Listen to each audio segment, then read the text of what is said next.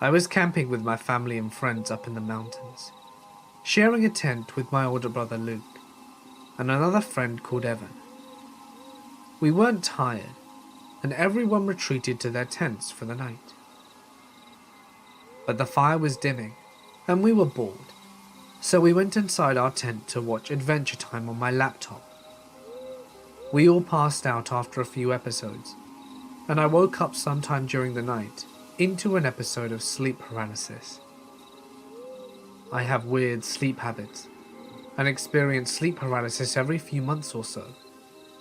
So for those of you who haven't had it, basically, you're awake but you can't move, and sometimes experience auditory and visual hallucinations. I was aware of this, so I didn't have a full-on heart attack when I started hearing shuffling noises outside my tent, which continued and got louder and closer until the fabric of the tent itself was being touched by something. My computer hadn't died yet, and I could see my surroundings in the dim light off the screen. I watched the fabric compress as something pushed against it sporadically about 4 feet off the ground, then moved around the tent towards me. I watched 3 distinct impressions follow this creature around the side of the tent. It looked like a claw. I was terrified and filled with adrenaline, but another part of me remained calm, assuring my body it was all a dream. I couldn't do anything, so my fear was pointless, but I continued to observe it and my sleep paralysis began to fade, and I realized I could move. No longer so was I convinced I was dreaming. I reached over and shoved Luke awake. I tried to get him to look, to see if there was really something out there. But I must have sounded like I was sleep-talking because he just rolled over and went back to sleep, waving me off. Eventually the rustling stopped, and I was tired and groggy enough that I fell back asleep. In the morning I'd completely forgotten about it. That's until my brother-in-law said to us, "It's a good thing we put the dog in the car last night. There was a bear here," whilst we were sleeping. Dean pointed out the tree where we'd strung up our trash and saw the fresh, gaping claw marks about 9 feet deep up the trunk. That hit me hard. I had seen the bear and calmly watched it test the fabric of my tent 12 inches from my face. I went camping with the summer program when I was 16. 12 other guys being managed by 4 adult men, and we were having a great time. S'mores, hot cocoa, campfire stories, the works. We all had to be in our tents and either sleeping or awake, but quiet, by 11. I was in a tent with 2 other guys, staying up later and just talking typical teenage guy stuff. As one guy is talking, I start to hear heavy breathing nearby, like someone has just been running and is out of breath. I ignore it and keep listening. I figure I'm just a weird kid hearing things, or that one of the guys in the next tent is making the noise whilst he sleeps. Then we hear, "Please, help me," from outside. It didn't sound like anyone in the group. It sounded like an old man out of breath. We all went dead quiet and listened to this guy's breath, then asked again with a whimper at the end. I don't know what possessed this guy near the front of our tent, but he turned on a flashlight and opened the inner flap, but kept the outer zipped and looked out. We just see a pair of bare, old and scabbed pale legs standing there. It looked like this guy had been walking nude through the woods for some time. He asked for help and kept standing there. We were all paralyzed with fear. But the guy at the front managed to say, "Keep walking down the trail. A ranger will be there soon." The guy stopped breathing and said, No rangers. They keep me here." It was at this point someone else finally spoke up. A chaperone came out of his tent with a flashlight and cautiously asked him how long he'd been there and what happened to him. The old man didn't answer, just started sobbing and ran off into the woods. We saw by the flashlight that he was completely naked and emaciated. This was maybe 7 or 8 years ago, when I was 20, and in a really bad way. I had been screwing up my life via heroin for the past year. But after a lot of help, love and luck from friends and family, finally, I was getting my head cleared and was almost there, above the black tar hell I had gotten myself into. I decided to get out of the city and drove 2 hours out to a smaller town in Missouri, where Google Maps told me a small campsite by water was. I knew that there shouldn't be very many campers because it had just gotten cold and was around 40 or so that night. Nearly there, as I'm driving down a misty morning road, just a picturesque straight 2-line highway. There's this object laying in the road about half a mile up. I slow my approach and can see this shaggy mutt just hanging out. I stop and rolled down my window right next to it, and she came up, licked my hand and wagged her tail a bit. She seemed to expect something of me. She had no tag, no tattoo for Chip, and was just a dog with no name. Naturally, I popped open the passenger side door for her, and she was so glad and hopped in.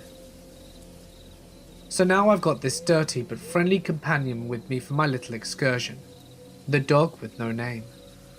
The entrance to the campsite was only a half-mile further.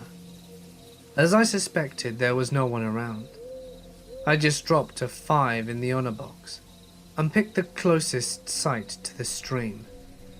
I set up my tent, the same one I did set up for years with my dad as a kid, collected some dry sticks, and started a fire. The dog with no name just circled the campsite, looking content enough to sniff some leaves and roll around in the mud. I went to check out the rivulet, about 30 feet wide. It had a man-made stone dam that you could walk across.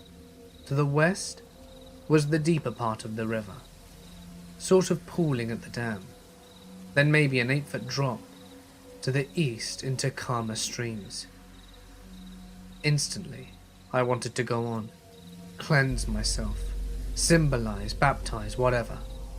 I grew up Catholic, so that kind of shit runs through my head to this day, though I'm far from religious. The dog sees me scoping out the whole time from the campsite. I can't bring myself to do it though. I'm hugely disappointed in myself. But it's cold, it's brackish, and I don't have a towel. So I go back up to smoke some cigarettes, eat hot dogs, and pet the dog with no name. Night falls quickly after all this meditation, and I roll inside the tent to sleep. My buddy sleeps inside the tent, next to the sleeping bag. This dog was awesome. And I wake up in the middle of the night for no reason. I can't put my finger on it. And my main source of warmth, the dog with no name, is missing. I slide out the tent, as I assume I left it unzipped, and there she is, just sitting there waiting for me in the pitch black, wagging her tail. I feel very strange, like something is happening here, and someone/something is telling me to get back down to the river and do the damn thing.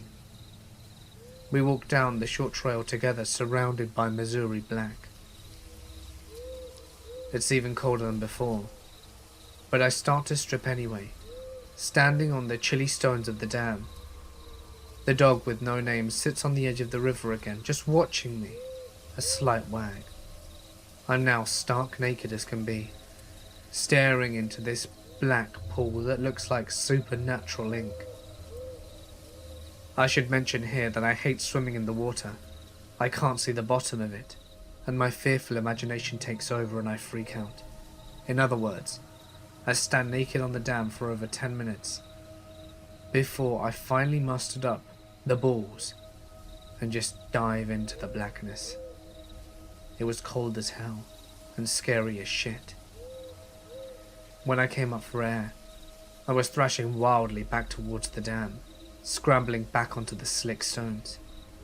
I shook out my hair and was surprised how the adrenaline helped me keep warm. As I was picking up my shoes and clothes, I looked over for my body at the river's edge. The dog with no name was nowhere in sight. Back up the campsite, I look around, gently whistling and that kind of thing. I'm more than woken up by now, so I go ahead and start another fire as dawn is just starting to break. I have another hot dog for breakfast and figure I might as well pack up and leave. This trip feels more than complete. I start my car up and check my phone. There is an hour time difference between the two. This happens to fall on daylight savings time. I'm not calling it a supernatural rip in time, but it's funny it was the night this went down. In fact, the exact time would have been around 3 or 4 a.m. the dog disappeared. So the dog never showed up again, and I never shot heroin again.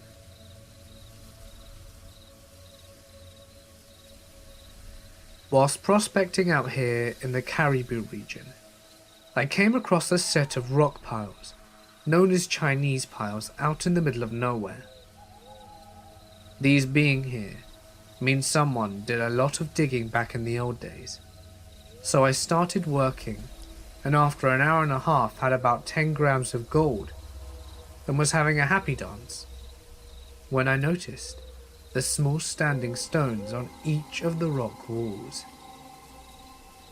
Each stone had several Chinese characters on them, and in a moment of dread, I realized that they were graves. I put the gold in a glass bottle I found nearby and left it behind. I also took down drawings of the symbols to show to a local historian, who later confirmed my suspicions that yes, they were graves, and they likely hadn't been seen in over 150 years.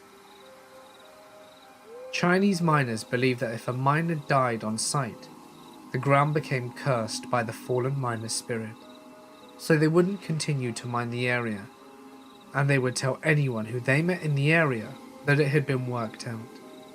Sometimes they would do extra work to make it look like the site was finished off, so people wouldn't end up digging up their comrades. I've been back several times, but I won't dig there out of respect. The site's super creepy in the morning fog. You can almost see people's outlines sitting around the piles. One of the stories my boss out here told me involved some sketchy folk from Prince George back in the 70s, and went with them looking for some mining gear to steal, so they could claim jump a site a few kilometers down the road.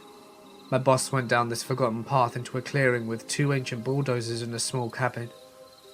The rest went to the bulldozers to see if they ran whilst my boss went into the cabin and was greeted by a skeleton, laying in bed with a bullet hole in his head. They brought in the cops, and they figured the guy had been there since 1935, since that was the last date on the papers inside. I went to the same cabin with him a few weeks back, but the place had been burnt down by quad bikers. So, as a kid I lived about 100 miles away from the nearest town, at a house without electricity or running water, which is the works in the Colorado Rockies.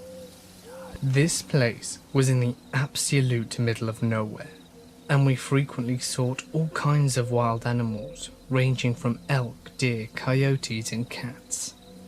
Our property and a bunch of other neighbors' properties bordered national forest roads, so to keep people off our road, we had to gate about 1.5 miles from our house that we drove through before we reached our house.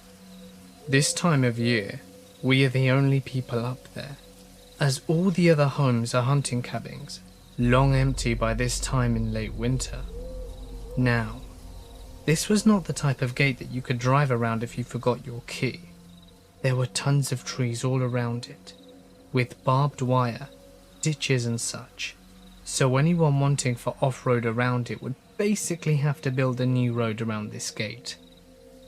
Well, one night, my mother, brother and sister and I pull up to the gate and we cannot find the key.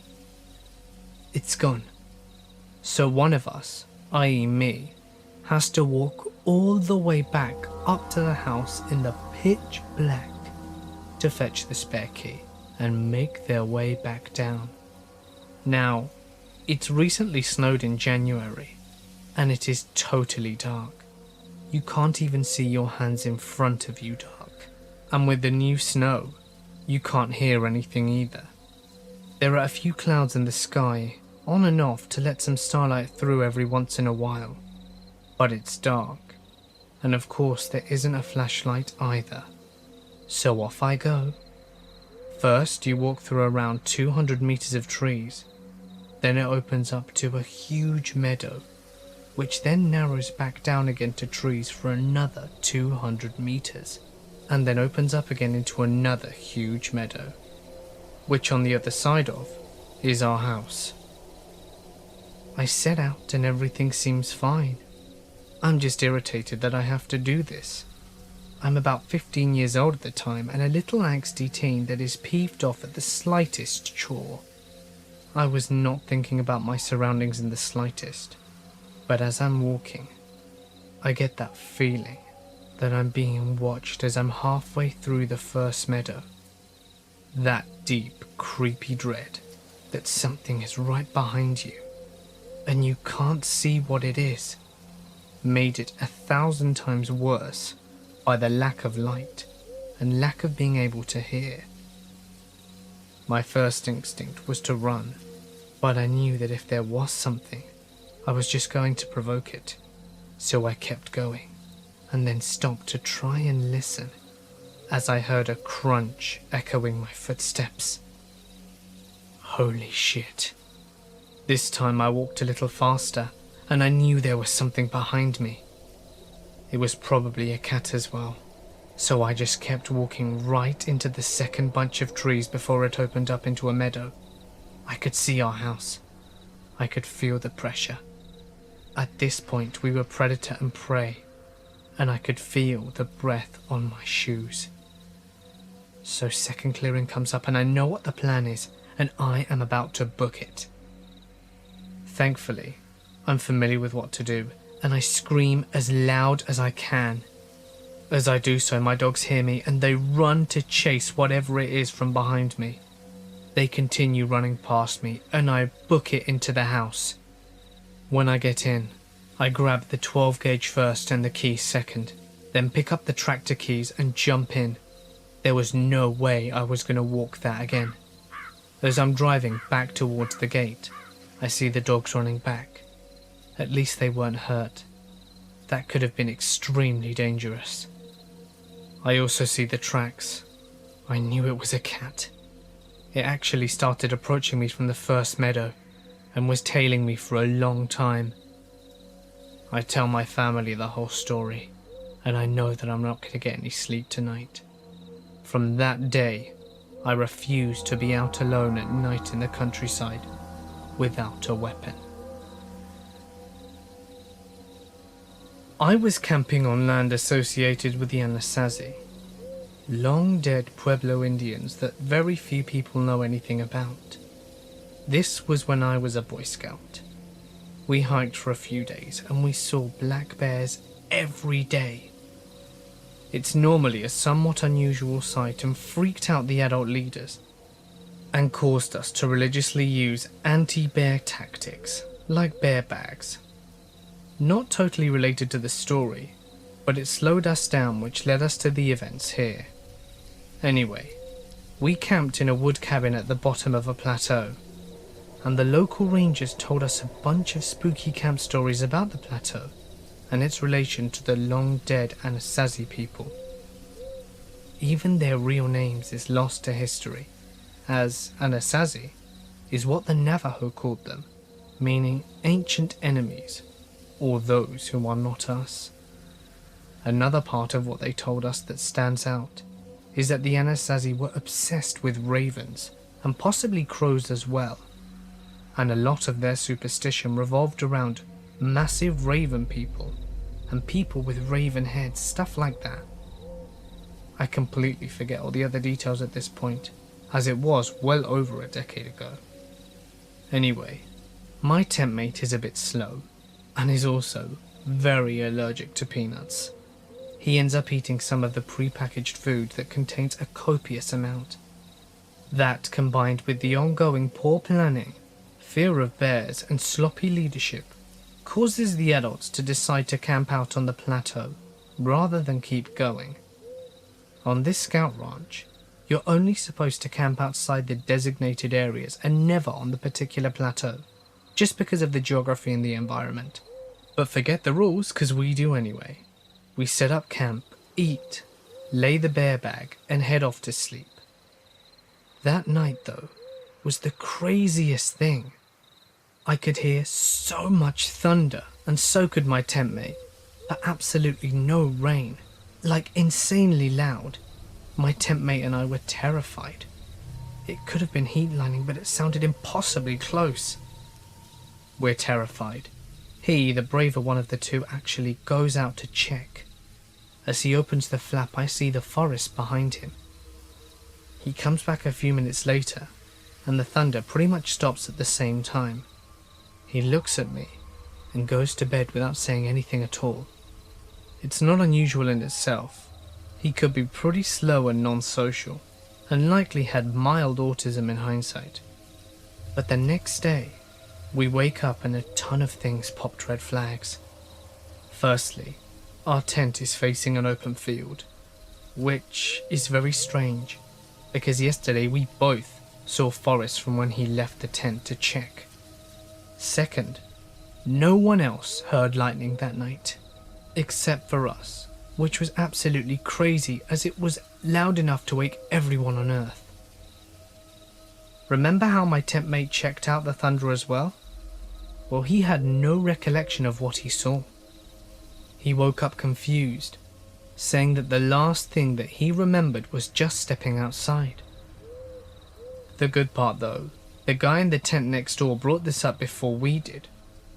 He also decided to get up and check it out, and he claims that when he stepped out of the tent, there were no trees anywhere.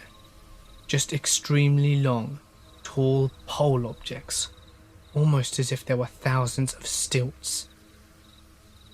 When he looked up, he also said that there was no lightning visible, but it was super bright, full moon on steroids bright. He also claimed that he had seen flying, winged, pitch black objects, bigger than cars, and they looked like they had wings on them, and that they were round. He dove back inside and doesn't remember going to sleep or the noise going away. Remember the giant raven myths? I did, and I was scared shitless. I wouldn't have believed him if I hadn't have seen the trees and heard the thunder for myself. About 10 years ago, I was working as a private investigator. It sounds cool, but it actually isn't. You spend about 3 to 5 hours each day driving to your cases, stake them out in a blazing hot car with the engine off for 8 hours, and then spend 1 to 3 hours in a hotel room writing up your reports before finally getting some sleep and doing it all over again. I did this job for about a year after completing my training to be a medic in the Army Reserves. I was young at the time, so the idea of making $50,000 a year and travelling all over the country whilst living out of a suitcase seemed appealing to 19-year-old me. As I said before, you spend a lot of time driving around in areas you're not necessarily familiar with. On one of those late nights, I found myself driving onto a twisting mountain road just outside of Taos, New Mexico. The area was heavily wooded with narrow roads that curved sharply, without a lot of places to turn off, since you were driving up and around mountains and forests. In the middle of the night, as I maneuvered my rental vehicle through a curve, I saw a woman stumbling along the side of the road carrying a small child. The sight caught me off guard and sent a shiver down my spine. It was so unexpected and so out of place. There were no houses nor buildings around me, and it was around 2 a.m. and pitch black. This unnerved me, but what sent the shiver down my spine was the way she moved. She lurched along with what I can only describe as a shuffle, straight out of a George Romero zombie flick, and she didn't look up or acknowledge me as I drove by. She just stared aimlessly at the road in front of her. You have to remember that I was 19 years old, and fresh out of a year of extensive army training. I was in peak physical shape, and I thought I was Billy Badass at the time. I had spent a month working in trauma centers as part of my training, so I still don't often get freaked out or scared, but seeing this did scare me. I drove on for a minute or two thinking about what I'd just seen. Who was she? What was she doing here this time of night? How did she get here? The more rational part of my brain took over, and I came to a horrifying realization. I had been driving for about 1.5 miles past her, and I hadn't seen any homes nor businesses, nor had I come across any places to turn off since I had seen her. And it had been about 10 miles since I had come across a place to turn before I saw her. This wasn't normal. Something was wrong. I realized that she had to be hurt or in trouble. Perhaps she'd been in a car accident and was in shock. What if the child she was carrying was hurt? I was a medic. I had trained for a year to help people. Sure, I was scared and unnerved. But how would I feel if they later died of exposure out on the mountain, and I was too much of a coward to go back and help? Wouldn't I also be scared the first time I saw combat, when my friends were depending on me? I had to man up and turn around. And as soon as it was safe, I did so. I drove back to where I'd seen her, half relieved and half horrified when I could not find her. I traced the road 6 times. Where could she have gone? There was only a small area on the side of the road and guardrails for miles. I drove, turned around and drove, and turned around and drove, and turned around and drove again. I was obsessed with finding her. Part of it was out of concern for her child. Part of it was proving myself that I was doing the right thing, even though I was scared shitless. After a while, however, it became about me proving it to myself that I wasn't actually going insane. I spent hours looking for her.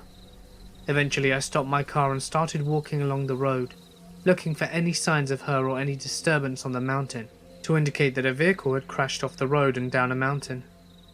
I walked that entire 3-mile stretch of road in pitch black with a flashlight, at times yelling like a madman, listening to every twig and echo with bated breath. I didn't even care about my deadline or my next case. I was sure of what I saw. I wasn't crazy. I wasn't seeing things, and I wasn't overly tired. I saw her stumbling down that road, and there's no doubt in my mind. But there was nothing. Even when the sun came up and I drove to the stretch of road again 6 times, there was nothing. And there was no way for me to explain it, even after countless sleepless nights in the 10 years since devoted to it. I don't believe in ghosts. I saw this bullshit documentary and laugh away their evidence in stupid orbs like the rest of you do. But I also don't know where the hell the stumbling woman and her child came from, or where they went. So, on the off chance that you were stumbling down a windy road in Taos, New Mexico about 10 years ago with a toddler in your arms, please, tell me what happened, where you came from, where you went, and that you were both okay. I've been puzzled for a decade now. I used to regularly walk portions of the Appalachian Trail, and usually take a week or two by myself. Anyway, at one point I was coming over a pass and saw a figure on the trail ahead. Seems to be a lone young woman. It's twilight and the moon will be bright. I have solar rechargeable lamps, and I yell ahead, "Ahoy!" She doesn't break stride or pause. Being on the trail, people are friendly and cooperative. Looks like she's had a bad day, and no tent. Now sure, I like to sleep under the stars, and I usually hike with a hammock and a rainfly, but something seemed off. We were way out here. The last trail shelter was a few miles back, and we were on a very heavy bush cliff. Nowhere you want to camp for the night. I figure she might be wary of strangers at night, so I keep my own pace and don't really pay much more attention to her until she disappears over the next pass, and I realize she's walking this trail. Now dark, with some moonlight but heavy tree cover, without a torch, lamp or any personal light source. I'm getting worried about this girl. Remember, we are walking with a sheer cliff face a few yards away from us, and conditions aren't perfect. Roots, dirt, mud, moss, rocks, anything can trip you up. So I pick up pace and hurry over to the pass. She's nowhere, and there's a clear line of sight probably 200 yards ahead, and she's nowhere to be seen. But then I see a torch in the distance. Red lamp. Actually, there's two now that I'm getting closer. I flash my torch, and they flash theirs. I call ahoy, and a man and woman respond. We finally meet up and do the whole meet and greet, exchange trail names and chat for a bit about what's ahead in our paths, since we were walking opposite directions. I say to the girl, "You worried me back there. I saw you walking without a light and then you disappeared over the pass. I'm sorry I spooked you. Didn't think you were that far off though. Must have run like crazy to cover as much ground." She looked confused. "What are you talking about?" I explained everything, and she said that she hadn't seen anyone on the trail for at least 3 miles. There was no one reported missing, no abandoned campsites, nothing. I followed up with state police and rangers. Nothing. Who the hell was on the trail ahead of me, walking at night with no light, minimal gear, and then to just suddenly disappear when there's only one way to go along the trail? I'm still clueless.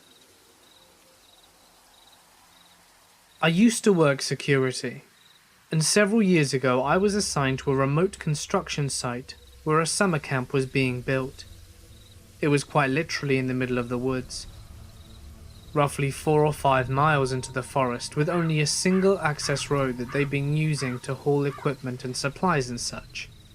My job was to provide overnight security, doing a foot patrol of the entire area. The patrol covered around 2 miles, roughly once every hour, and then going back to my post, which was a tiny wooden shack not much bigger than a payphone booth to fill up my logs. Other than the occasional black bear, coyote or bobcat, it was a very boring assignment, with one exception. I was doing a routine patrol one night near the end of my shift, around 3 AM or so. I just passed the gate, where the access road enters the site, when I heard an extremely loud, piercing scream that seemed to have come from a distance down the road. It sounded like a woman screaming in absolute terror, and at this point I need to clarify. I hear bobcats pretty often around my house, and encounter them occasionally whilst working in remote areas. They definitely have a distinctive and creepy scream, but there is absolutely no way that this scream was a bobcat. I immediately took off sprinting as fast I could in that direction. I didn't hear anything else after the initial scream, but about a quarter of a mile down or so, I came upon a car parked just off the side of the road. There was no car in sight when I'd come through on my way to my shift, so it had to have been parked there fairly recently, not running and with no lights on. and no doors open nor anything. I called out to see if anyone was there, but got no reply. I looked around the general area and didn't see anything. Needless to say, I was pretty goddamn sketched out at this point. I ran back to my post and reported what I'd seen to the local police, since there wasn't really anything else I could do. Unfortunately, nothing ever came of it. I've never found out whose scream I heard or what caused it. The car was apparently owned by a guy who lived in the area, but I never heard why he was there. My supervisor suggested that maybe I'd heard a mountain lion or another animal screaming, but I've heard those animal sounds before, and although they're definitely freaky, there's no mistaking an honest-to-God human scream. A friend of mine and I were hiking through the woods. It was dark out, and we were beginning to head back towards home, when something came across the path by a fallen tree. It's hard to describe, but it looked like a man in a hooded cloak. It stood, and then slowly and silently moved to a tree and keeled. We couldn't see its face, but we got the feeling that we were being watched. We tried to shrug it off and keep moving.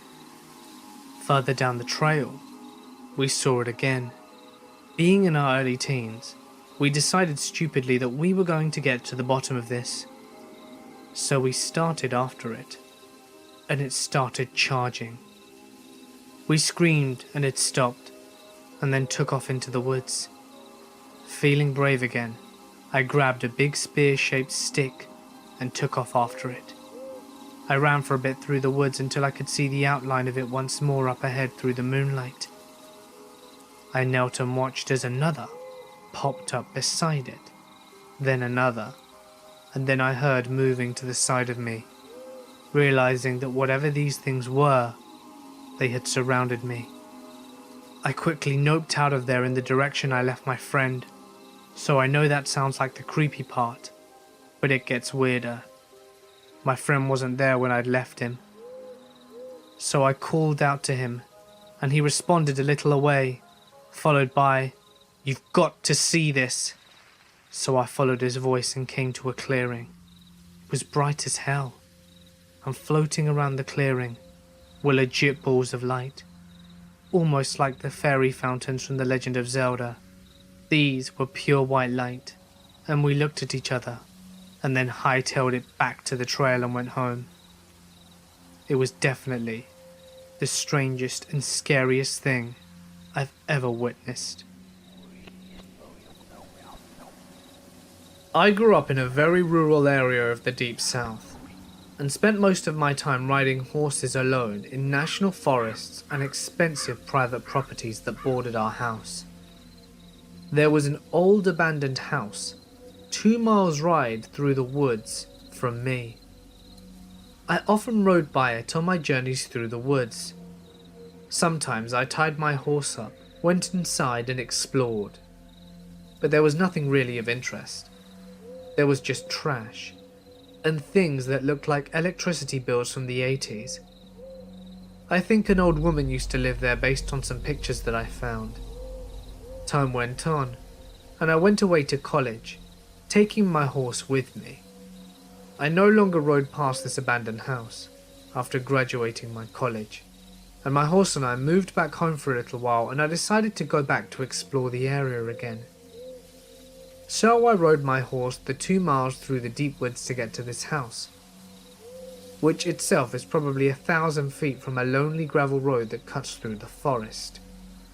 It is very secluded and almost creepy. The house is about 3 miles away from a paved road.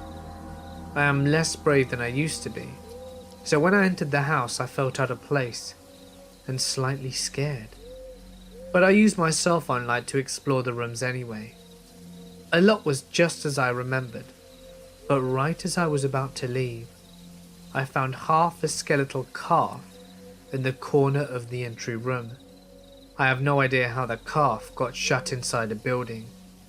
The doors were firmly shut when I approached it, and also the screen door opened one way, so it was impossible for both to be open at once for some creature to accidentally wander in. Furthermore, the nearest cow pastures were a good bit away from the house. I left the abandoned house with the image in my head of some deviant, cruelly trapping a calf in there for sick purposes. I hope I never have to meet the sickos who did that. It's felt like years. Allow me to explain. It was a vivid summer day, and I had taken a short notice trip to Arizona, trying to find some relief from the tiresome sunshine state on the other side of the nation. I only decided to leave when I was hit with a rather heavy day at work. My boss decided to chew me out for running late, despite the massive car crash on the motorway. A customer yelled at me because they didn't know what a Gmail was. Yeah, because I can definitely control traffic. And yeah, I definitely want to explain to you what Gmail is. I hate working customer service, so I called in sick and caught a last-minute flight to Phoenix. Phoenix. Yeah, Phoenix. Nice and far away from the hell I called home. I wish I'd never decided to do that. Around 2 days into my trip, I decided to head up to Zion Canyon for some sightseeing. I had spent a lot of time around the Grand Canyon and figured I should set some time apart to check out other places in the area. Besides, I'd never been to Utah before. Maybe I would take a hike, that one trail I had already read upon. Angel's Landing looked dangerous, but it would be something incredible to experience, and certainly worth it if I made the summit. I turned on Google Maps, and my rather shitty Android fumbled around with it until finally it picked up the location.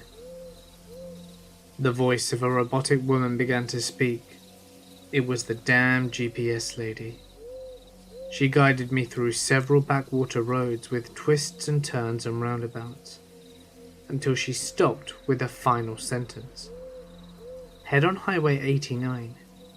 Continue straight for 184 miles. Alright, seemed easy enough. As I finally approached the highway, I was absolutely in awe by the view. No more buildings remained. Only the wild, barren landscape of the southwest. Mountains peaked in the distance, covered by desert shrubs. Old trailers and abandoned houses dotted the landscape. Everything was so beautiful compared to the constant headache that was Florida. My eyes soaked up the desert views, relieved that for once it wasn't just endless miles of swampland. I felt so isolated. I was free from civilization for miles.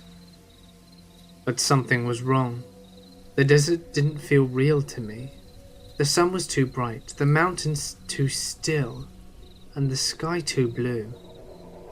The whole landscape seemed too picturesque, as if it were straight out of a postcard.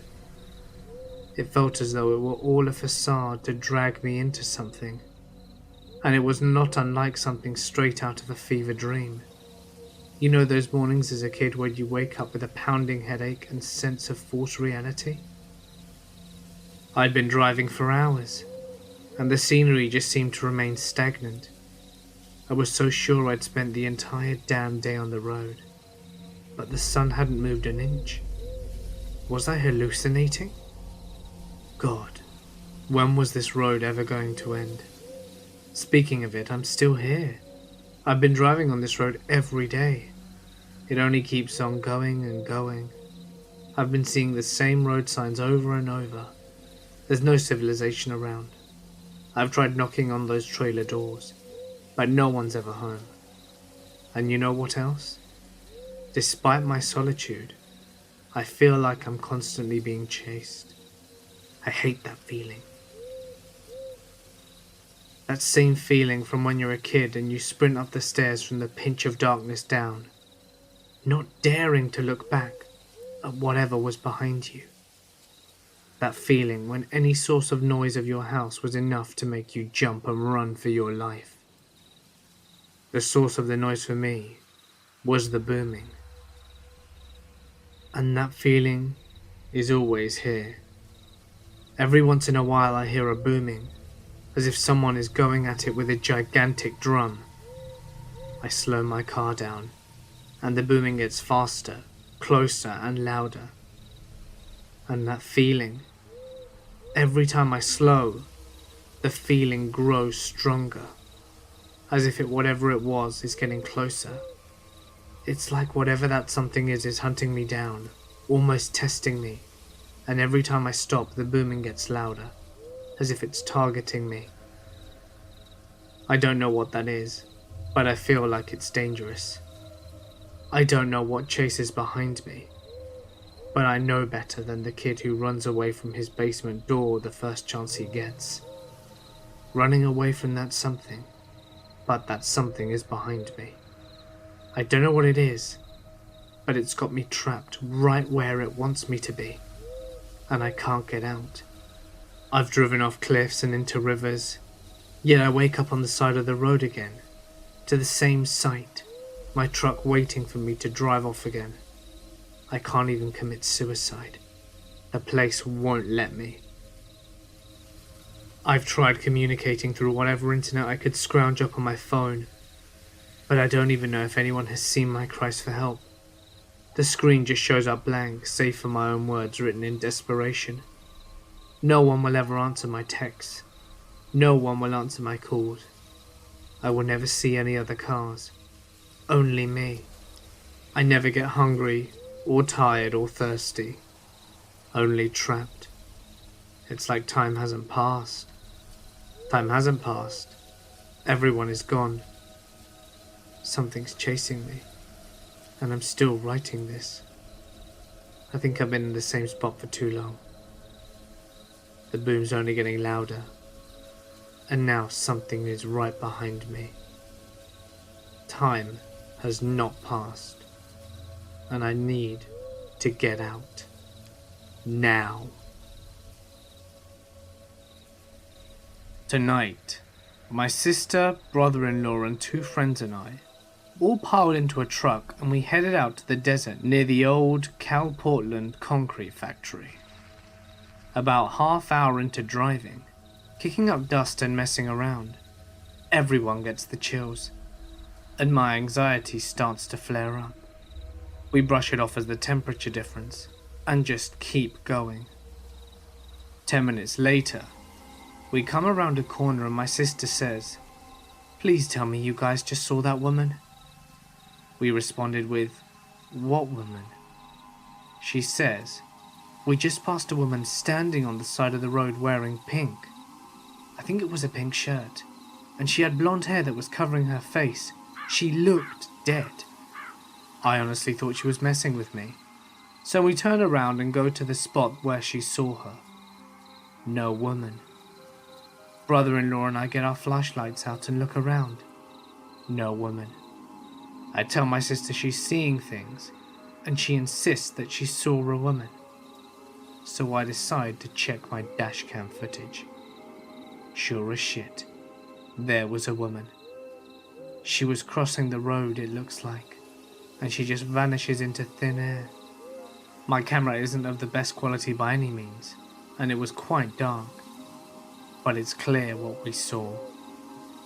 My brother-in-law and I canvassed a 2-mile square radius with flashlights calling out to the woman because we legitimately thought that someone was lost out in the desert.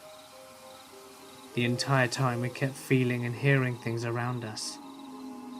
Some info to note, this was right next to an extremely murky pond. There is a possibility that her body could be hidden in the pond. A couple of years ago, my girlfriend and I were camping in the Pacific Northwest between San Francisco and Portland.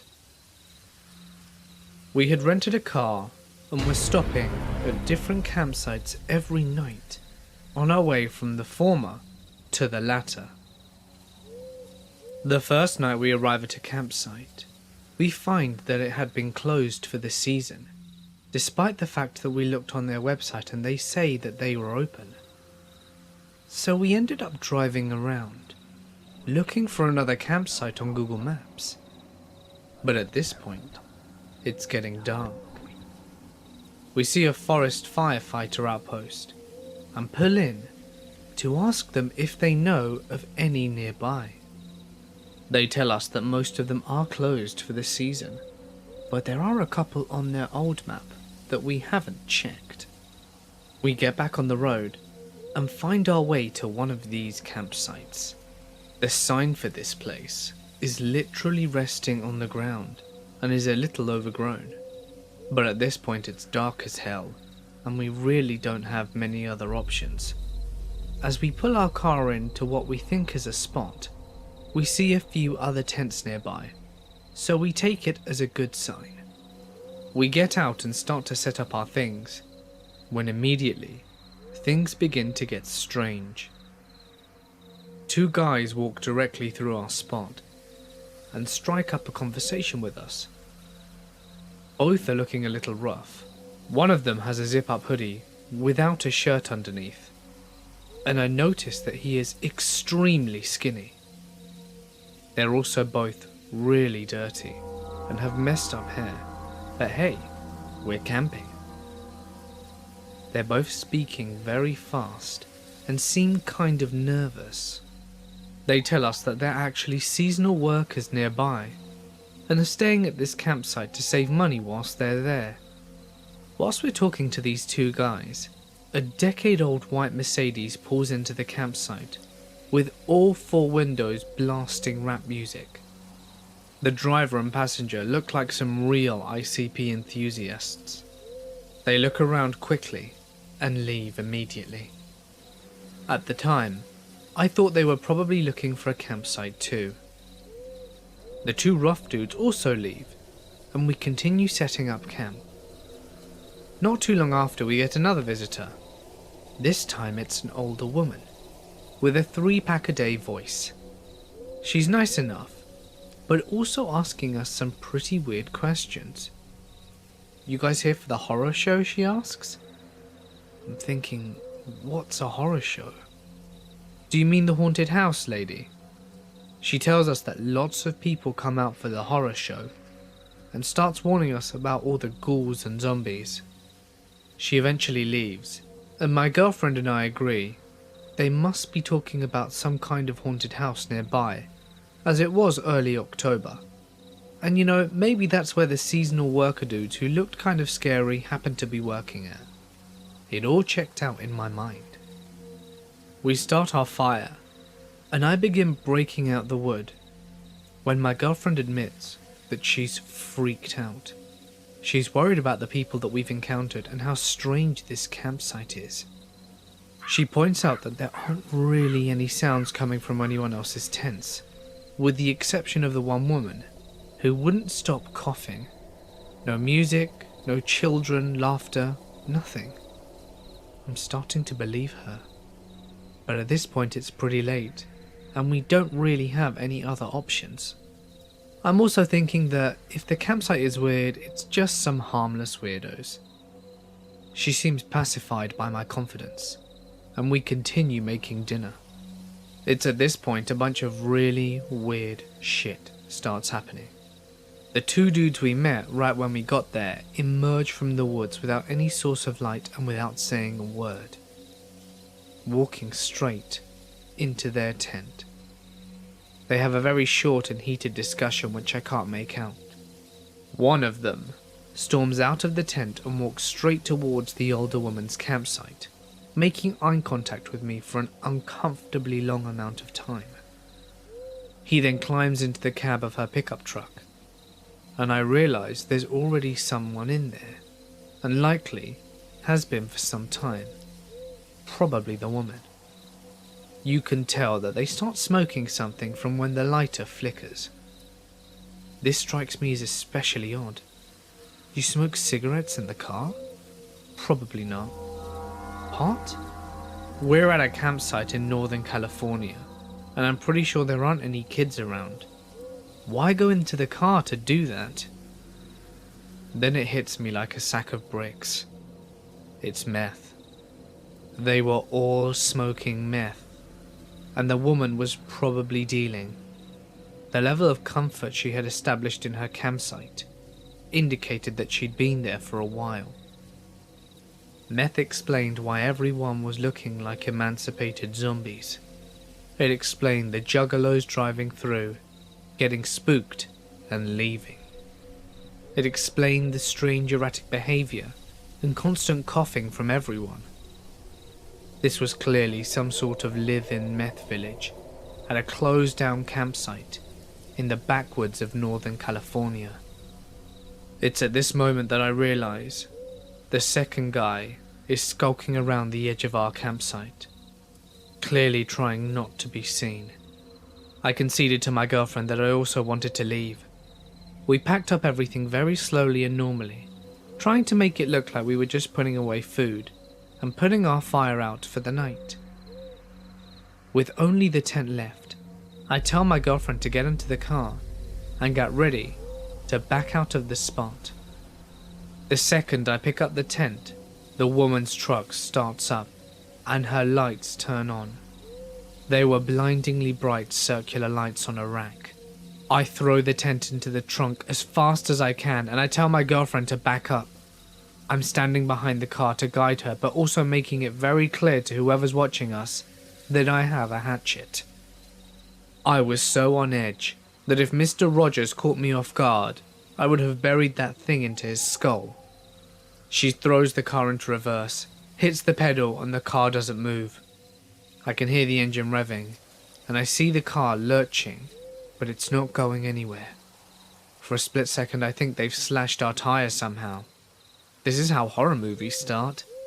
Suddenly it hits me. The parking brake is likely on. It was. She backs up, gets on the main path, and I jump in the passenger seat. As we drive out there, we can hear them start screaming about something. Once we get onto the main road, we do a Chinese fire drill. And I drive down the road at warp speed to the first bed and breakfast that we see. It was lovely. It was June 1987, because it was the baseball season after the Bill Buckner disaster. My girlfriend's parents owned the place. It was in southeast Idaho. It was a pretty big place with lots of acreage. The guy who was the full-time caretaker for the place had just quit, and my girlfriend's dad went out there to find a new caretaker. But the new caretaker couldn't start for 1 month. Her dad offered to pay me $1,200 to go out there. Free food, satellite TV, and all I had to do was keep an eye on the place and feed the dogs and the horse. I had never been out west, so I took him up on it, and it sounded better than doing landscaping. I spent the time reading, exploring, playing the dogs and riding the horse. It was completely uneventful, until that night. After the knocking stopped and dogs stopped barking, I eventually went back to sleep. I didn't freak out that much because there were 2 German shepherds inside with me, and I had a gun. I kept it on my nightstand. I had been drinking a little but was not drunk by any means.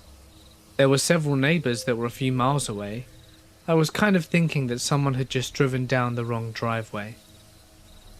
Next morning at the crack of dawn, I opened the front door to let the dogs out and see a white Chevy Nova sitting in the driveway. It was near the small cabin for the caretaker. The cabin was around 100 yards from the main house.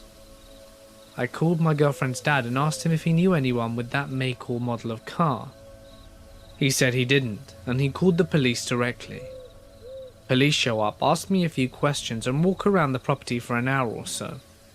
The car was locked, and the police had it towed. I have no idea if it was broken down or not. There was only 1 set of tire tracks coming into the house. A few days later, my girlfriend's dad called me up to say the guy who owned the car was missing and to call the police if anything weird happened again. I have no idea who the guy was at all. Don't know how long he was missing or when he was reported missing, or who reported him missing. He was just missing. My girlfriend's dad didn't know much about it either. After about a month, I go back home. The girlfriend and I break up shortly thereafter. I see her out of town a few months later and ask her if she ever found out what happened to the guy. All she knows is that the guy was found dead, apparently killed himself 30 miles away. The suicide happened several months after that incident at the house, and he was found a couple of days after that he'd killed himself.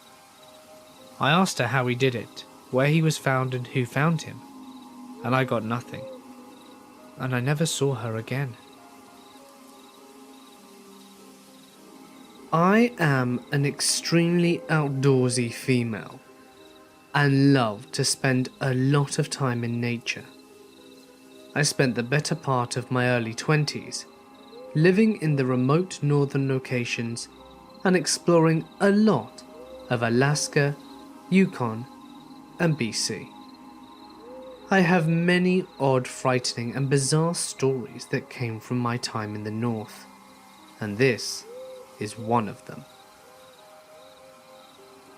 In the summer of 2012, when I was 22, I was living and working in a pretty remote town in northern British Columbia from May to September.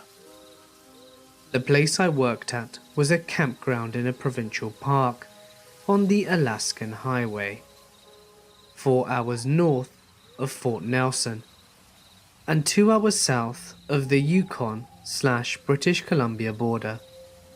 The best part about the park was the fact that it had a beautiful natural hot springs, which attracted tourists from all over North America every summer.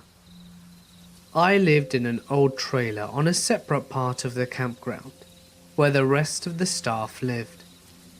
I quickly got used to living in a place that had no running water, no electricity, no cell phone service, and no internet. And driving 4 hours to Fort Nelson every 2 weeks to get groceries and do my laundry, life was pretty sweet. I got to hike, go for late night dips in the springs, and make some traveling friends, and spend quality time in nature, getting to know the flora and fauna of the landscape. My job at the campground? Park facility operator, which was general maintenance and cleaning of campsites, as well as gatehouse attendant, wildlife interpreter, and sometimes I had a few security shifts here and there. The feeling of living in the woods was so completely different than the feeling of living in a city, as far as safety goes. In the city that I'm from, there are people around, and you are aware of the fact that your house or apartment could get broken into, but emergency services are pretty quick to respond, and neighbors are also a big plus. However, in the woods, I felt very vulnerable. The closest police were 4 hours away, and I lived in a trailer that was run down enough that it could easily be broken into. Not to mention it was pretty dark, which made it all the easier to sneak around at night. I was already on edge sleeping every night. The trailer next to mine was abandoned by the previous manager of the campground, after his son had shot himself in the head inside of it. The previous manager had promised numerous times he would hire a company to drive up from Fort Nelson and tow the trailer away, but that never happened. Not whilst I lived there, at least, and nobody seemed to care about it too much. I went into the trailer once, saw the blood and brains were still on the wall, and never went back again. Back in the 90s, there was also a fatal bear attack at the hot springs. We all had to read the incredibly gruesome and detailed police report for our bear aware training. So yeah, unsettling to say the least. One night, at probably around 2 in the morning, I'm asleep inside my trailer and am woken up by a very loud banging on the trailer door. Reasonably shaken, I look outside the window next to my bed, and I see a car with its lights on and 2 men standing at my door. I can feel the blood drain from my face. This is the moment I've been scared of the entire summer. Through the door I say, "How can I help you?" And one of the guys, clearly hammered out of his mind, starts rambling on about something. No matter how hard I try, I cannot understand what he is saying. I say, "Sorry, I don't understand what you're trying to tell me." And the other guy starts frantically trying to explain something in the same drunken state as the first guy. I decide at this point that they don't mean any harm, and I open the door to speak to them. They look visibly shaken, and I can tell that they are desperate for my help, but don't have the mental capacity of a sober person enough to coherently tell me what is wrong. One of the dudes starts telling me a very long story that I managed to piece together through all of his slurring and hiccuping. Basically, he says that him and his friend are on vacation, and they came up from Fort Nelson to party. They had a really long drive, but were at the hot springs and they were having beers, and they were sorry about having beers. They weren't drunk, clearly. And then he drops the bomb that someone is running around the camp stabbing people. I look at the guy telling me the story, and I notice that he has blood all over his clothing. I say, "Someone is going around stabbing people?" And he replies, "Yes, someone's running around stabbing everyone." Then the other guy yells, "Come on, let's go." And they hop into the aforementioned car and sped off, before I got a chance to question them further. Now I'm standing at my trailer door, in the darkness, alone, thinking that there's a maniac running outside wielding a knife. I have no phone, and I know that the only person who has a phone is the ranger, and his cabin is about a 5-minute walk away from my trailer. I remember at that point that I do have a radio, so I run inside my trailer, lock the door, and try and get the ranger on the radio. Of course, his radio is switched off, and the only thing I think I can do at this point is to go to the ranger's cabin and notify him of the situation. I slip out of my trailer and run through the darkness across the maintenance ground, past the creepy suicide trailer, and through a thicket straight towards the ranger's cabin. Every single noise I hear from the surrounding forest is making my heart pound faster. I keep imagining this maniacal man sneaking through the bushes, entering people's tents, and slashing everybody like some bad horror film. I get to the ranger's cabin and pound on his door. He answers within a few minutes, visibly sleep deprived, and I tell him the whole story. Whilst I'm there, he calls the police, and he tells him that they are on their way and will be there in 4 hours. The ranger grabs his gun, walks me to the back of the trailer and says, "Don't let anybody in." I stay up the rest of the night, listening for any sort of disturbance around me. The intense kind of listening, where you're concentrating so hard on any external sounds that might be made, that you almost feel death from the silence. After about 2 hours of doing this, my trailer starts rocking back and forth. I freeze. My heart drops. I can hear the sound of someone breathing extremely heavily, and I'm thinking, this is it. The knife-wielding maniac is going to murder me, and this trailer is going to have to be another one which they will have to tow away. I'm just sitting there on my bed, in my trailer as it's rocking, waiting for the maniac to stop tormenting me and just break the window and stab me. I am listening intently to the heavy breathing, and that's when I hear a grunt, a very non-human sounding grunt. I get a feeling that it's not what I think it is, and I peer out of the window and I see a bison is scratching its back on the side of my trailer, causing it to rock back and forth. The RCMP get there around 6:30 AM and proceed with their investigation for about 10 hours. They close off the springs and the entire campground turns into an episode of CSI. We don't hear anything about what took place during the night until the investigation is over. Apparently, there was a guy at the springs who made a lewd comment about one of the females in another group, which resulted in an argument.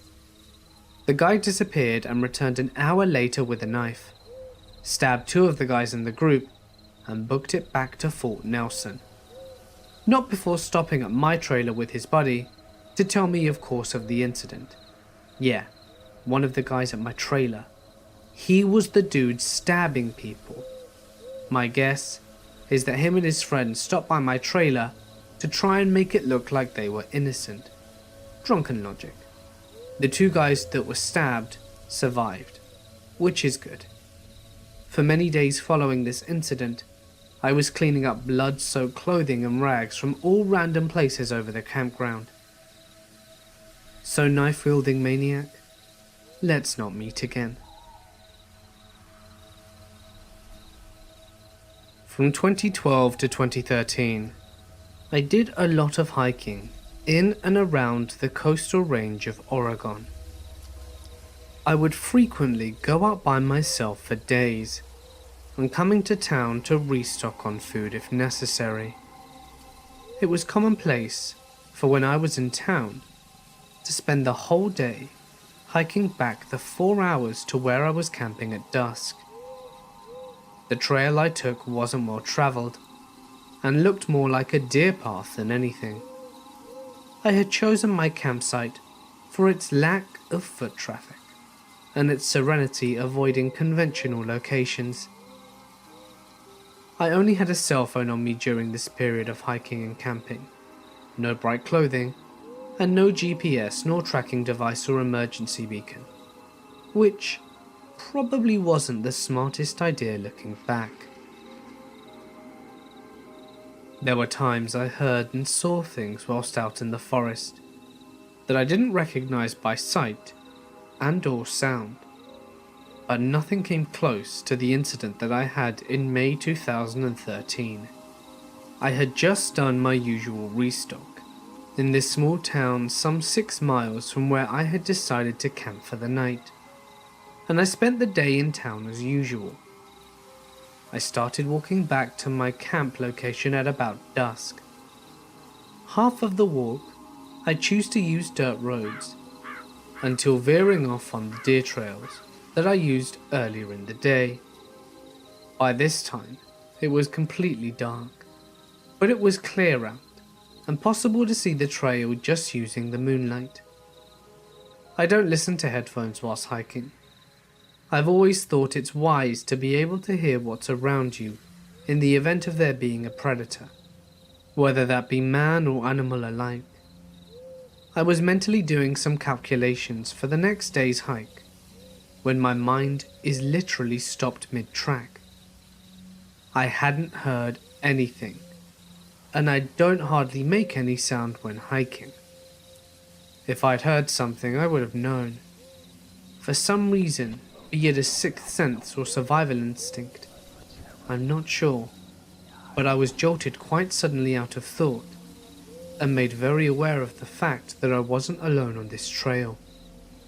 What was odd to me, especially, is that even though I had heard nothing whatsoever, no light wind, no birds, I knew acutely that something was behind me about 30 yards down the trail.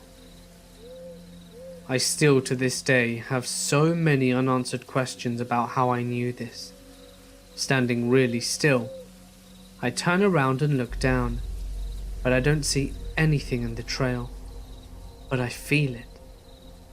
It's honestly really difficult to pin down exactly how to describe what I felt, because I hadn't felt that way before or since. I was standing straight up, fight or flight, and my logical mind was saying that there's nothing out of the ordinary, whilst my senses were saying to get the hell out of there. Again, looking back, and remembering I have no idea what to say. It's really hard to express. It was like I was being taunted, and I felt it. The presence of something or someone was down there in that trail, and for some reason, I knew that it knew that I knew it was there, even though I couldn't see it. That's what scares me. I knew, and it was bright enough out for me to see 30 yards down the trail with no problem. There was nothing there, and I felt as if I were being called or beckoned to come closer. This was maybe 30 seconds into looking down the trail. I was panicking, but I still wasn't sure what to think, because I wasn't seeing anything threatening. So I turned around and started walking at a quick pace. I don't know what else to do. I knew that if it was in fact a guy out to kill someone, he was probably going to end up killing me on this trail, or in my tent after following me back. So why run? I would say it was not even a minute into the quick trek back that I heard what can only be described as a sound like rushing or swooping air, and then what seemed like a rake sliding across the dirt trail. The former sound happened right after the latter. These sounds happened together at about half a second apart for 4 times. They were very close to me, maybe 20 yards back, and looking back, I don't know how I was able to stay composed and not soil myself, but somehow I mentally stayed focused enough on getting myself back to my tent. I ignored the panic and just kept walking quickly, not looking back. Whoever or whatever it was that followed me, the majority of the next hour, I kept heading forwards and didn't look back. A few minutes from my camp location, the fight or flight instinct gradually but succinctly left, and I crawled into my tent and didn't sleep a minute that entire night. Morning came, and I picked up and left. I grew up on the countryside, right next to a national park, frequently visited by nature lovers and bird enthusiasts. It was the kind of park where you're not really allowed to bike or ride horses, only walk or run. But 10-year-old me felt that this was a stupid rule, and so I did anyway, because the trails were perfect for it. I knew fully well that I wasn't supposed to do that, and was caught a few times, but nothing much came of it, apart from a half-hearted, "Don't do it again." And of course I did. Until one day, something frightening happened that made me stop. My family were horse breeders, and I would often take them on horse rides, usually into the Forbidden Park. This day, very early in the morning, the first day of summer holiday, it was beautiful outdoors, misty and foggy, yet a sky that promised a sunny day ahead. Since it was so early, before 6 a.m, I knew that there wouldn't be anyone on the trail to see me. So I set the horse off at full speed along the trail. I only slowed down on the part of the trail that got steep on one side, leading down to the river, because the thought of one step too close to the edge was too much even for a kid with next to no non-existent risk assessment skills. Suddenly the horse came to a halt and refused to take another step. I grew up with horses all my life and knew that this usually indicates that you need to investigate. Is there something with the hooves? Did the horse spot something that spooked it? So I checked and the hooves were fine, but the horse didn't move an inch. and that's when I saw it. Someone had set a trap. A thin, sharp metal wire across the trail, in perfect neck height for an adult. I stopped and looked around, but didn't see anyone. The wire was well attached to two trees and impossible for me to remove, so I led the horse around it. And, to do so, I had to walk up a bit into the wooded area on the side of the trail. That's when I heard the singing. The song is called Hey Tonte Gubar, and it was that particular melody, but the lyrics were different and sung in a muffled, sniggering voice. Imagine Smeagol from Lord of the Rings. Today I only remember parts of it, but translated it would have been something like, "Hey, all you runners come here passing, let the lifeblood pour out." I, as silently as I could and with my heart in my throat, backed away and got up on the horse and hurried back the way I came as fast as I could. I knew I had to tell someone about it, but at the same time wanted to avoid admitting to riding a huge and very forbidden horse on those protected trails. So now I had a problem. The old stories about a mad old man living in the shed in the woods, a shed that was once a cottage for a local hunter, came back as I hung on the horse for dear life. I got home and told my older brother what had happened, and he went back there with me in tow. We found the wire trap, and after a while of searching, we also found a spear-like pole in the ground, right on the spot that you'd land after you came running and jumped over the fallen tree on the trail. That's when we called the police. The area was searched and several similar traps were found, but no sight of the old man. The following summer though, there was big news in the local paper about spear-like poles being found right under the water's surface, directly under the little tower you're supposed to dive from at the lake. And black garbage bags filled with big rocks were found on the narrow bridge crossing the river, so that if a car had hit it, there's a chance that it would have gone off the road and straight into the water. When I was about 10, me and my friend were walking on a road near the river when we spotted a tipped-over canoe. Having been in the fairly shallow river many times before, I didn't think twice about stepping in to push the canoe up and out. But just as I leveraged, the ground seemed to disappear. I was sucked down into a pit and tumbled around like a rag doll, only to be spit back out maybe 20 feet downstream and sucked under again. This happened over and over, as my friend was running alongside trying to get a hold of me. Luckily, I was being shot to the surface often enough to get a little air before going under. He eventually reached me with a branch, and I was able to get out. We didn't make a second attempt on the canoe, and didn't tell anyone about the experience for fear of getting in trouble. But a couple of days later, we learned that an elderly couple had just drowned upstream. Their canoe tipped over, and the undertow took care of the rest. I was nearly killed trying to get the same canoe that had just killed 2 people.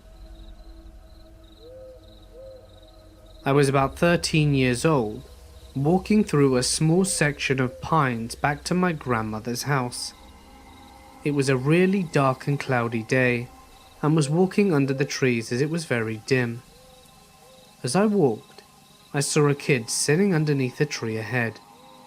This was a relatively rural outskirts of a small town, and there were only a few kids that lived around. I walked up to him to see who it was, as I didn't think I recognized him, so I stepped closer. It was a young boy, head down, gaunt and skinny. He was wearing burlap or wool pants, a ragged dress shirt, both very dirty and dingy. He had what looked like 2 little tin can wagons or cars, and was pushing them around in the dirt. As I got closer, almost right in front of him, a feeling of absolute dread and sickness washed over me, and all of a sudden, I felt like I was going to throw up. "Hey," I kind of stuttered. He looked straight up at me, and I froze like a stone, ice cold. In one quick move, he grabbed up his wagons and jumped to his feet, and circled around the back of the tree. It was quiet. I felt fine all of a sudden. I walked up to the tree, and he was gone. When I hiked alone frequently, I used to see flashes of colour out of the corner of my eyes. It happened often enough that I learned to pretty much ignore them. I dismissed most of them as birds, small animals, or my imagination.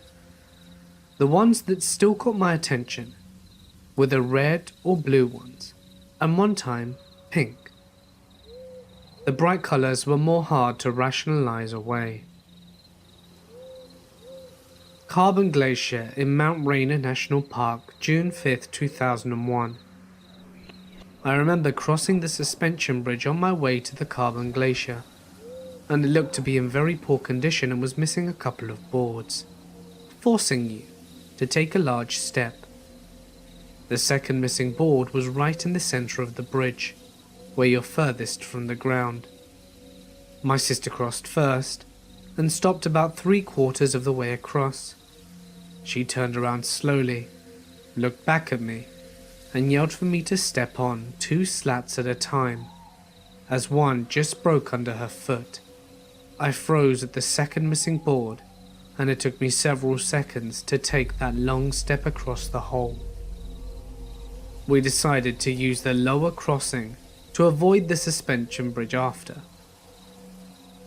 These days, it was the only way to go since the trail on the other side of the river washed out. We were having a good day talking and laughing and telling stories. My sister was in the middle of a story when a flash of white went past my peripheral vision on the left. I ignored it, but what I couldn't ignore was the fact that my sister had stopped talking. I turned to ask her what was wrong, and she was pale. She said someone was walking up the trail and just disappeared as they approached me. She was visibly shaken and upset. I chose not to tell her about the flash of white, as I had seen it at the same time. We were both teary and shaking and hiked out pretty quickly and very quietly. It took me several years before I spoke about it again. When I told my sister about the white flash, she couldn't remember any of it, as she completely blocked out that day. 2 years later, in an effort to see the standing file account at Washington State, I was given permission from the Highline School District to hike on their property to the old Stampede Pass lookout, now at Camp Woskowitz in North Bend. The woman at the office told me that I should hike around the property after visiting the lookout. It was a beautiful sunny winter day. I hiked to the lookout and then started down a different trail. The trail was fairly open, with a lot of salal. I heard a little girl laughing off in the distance, and assumed that someone else was enjoying the trails like me. Not a moment later, there was a flash of pink. I'd never seen pink before, and it gave me quite a fright. I looked into the woods and saw nothing. My stomach turned and my eyes teared up. I decided I'd had enough of Camp Woskowitz, and quickly headed back to my car. I was babysitting in a very remote house in the middle of nowhere, up in the mountains on the coast. I remember it was around 9 p.m, and the kids' parents would be getting home in about an hour. I had put the kids to bed, so was downstairs by myself watching TV. However, every so often the TV would flicker to static, and to be honest, it was starting to scare the shit out of me. It wasn't until the point where I looked up from the TV and out the nearby window when I lost my shit. There wasn't anything actually outside, but it seemed as if I saw in the reflection what looked like a tin man standing not too far behind me from the couch. Needless to say, there wasn't actually anything there when I snapped my head back to see where it was in the reflection. I grabbed my shit and wanted to be out of that house as quickly as possible. I actually ran upstairs and sat down quietly where the kids were sleeping until the parents got home. I particularly remember that when the parents arrived, I said I had to leave, and I was pulling out of their driveway in my old shitty Ford Laser and looked up into the kids' bedroom. The same reflection I saw earlier was looking back down at me, with a hand raised as if it was saying goodbye. I never babysat there again. At my grandparents' on vacation to Iowa. They live in the middle of nowhere. Couple elderly neighbors and cornfields for miles. It was around 2 a.m. and I was going to go have a smoke before bed. Their back porch has a big sliding door. Well, I walk into the room with the sliding door, and there's a guy in a creepy mask. He's quietly wiggling the door trying to open it. I got so scared, I felt my butthole clench up, and I dropped my cigarette. Right then, the guy freezes and looks right at me. He pauses, then starts frantically shaking the door trying to open it, like this dude was trying to rip the door off the house. I run over to my grandparents' gun cabinet and grab something. By the time I whipped around to point it at him, he was gone. I ran and woke up my grandparents. We all walked around the house with loaded guns for a minute, but the guy was gone. A couple of weeks later, some bald guy walked out of a cornfield wearing a dress. He stood by the highway for half an hour, then got picked up by some sketchy car. I won't even go into cornfields in broad daylight anymore.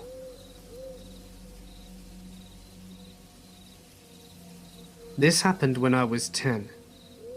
There were 5 or 6 of us spending the night at Charlie's house. Her parents owned a ranch in hill country region of Texas, and their home was built on top of a hill. Other than the dirt driveway up to their house, the hill was wild land covered in cedar trees. It was a clear, slightly chilly night in maybe October or November. But after the sun went down, the moon was out, so we stayed out playing hide and seek, using the driveway as a base. Their ranch was far enough out of town and well fenced, so her parents didn't have a problem with it. Anyway, during one round of hide and seek, me and my friend Georgina were the last 2 hidden. We were very good at hiding and avoiding the seekers, and they managed to find everyone else. Or so we thought. We almost made it back to the road when 3 of the girls unknowingly cut us off, and we ducked behind a ridge of dirt to remain concealed. Georgina threw a rock across the road behind them to divert their attention, and we were waiting for them to get far enough off the road to make a dramatic rush for the safety of base, when I heard what sounded like a rock getting dislodged and sliding down the hill behind us. I thought Georgina might have done it, so I didn't say anything, but she kind of looked at me and asked if I was okay. I was about to reply when we heard what sounded like one of our friends, Charlie, the ones whose house we were staying at, calling from away down the hill behind us. "Help me." We bolted upright and yelled for the others. They came running back to the road, and we told them what we had heard. No one had seen Charlie since we'd started that round of hide and seek. We took them to the spot where we were hidden, and from there we called Charlie's name. For a moment, all was quiet, Then, faintly, even further down the hill, we heard her say, "Help, I'm stuck." We panicked and ran up the driveway as fast as we could to get to Charlie's parents. When we burst through the kitchen door ready to yell for her mum and dad, she was there at the bar eating a popsicle. "I wondered how long it was going to take for you all to find me," she gloated. We all flipped out, in the only way 10-year-old girls can. Her parents heard us freaking out downstairs and came down to see what's going on. We told them what happened, and her father grabbed his shotgun, got into the truck, and went to drive around the ranch, making sure that there wasn't anyone on the property who wasn't supposed to be there. He didn't find anything. I've always wondered what we heard that night. We didn't talk about it much, but I know it remained in all our minds every time we stayed there past sundown. I live in a small town in rural Australia. I am a cyclist, and I coordinate sport events, marathons, and sell bike gear and whatnot. Around 6 a.m, I drove my bike up the mountains, and on the way, I passed a woman sitting by the side of the road.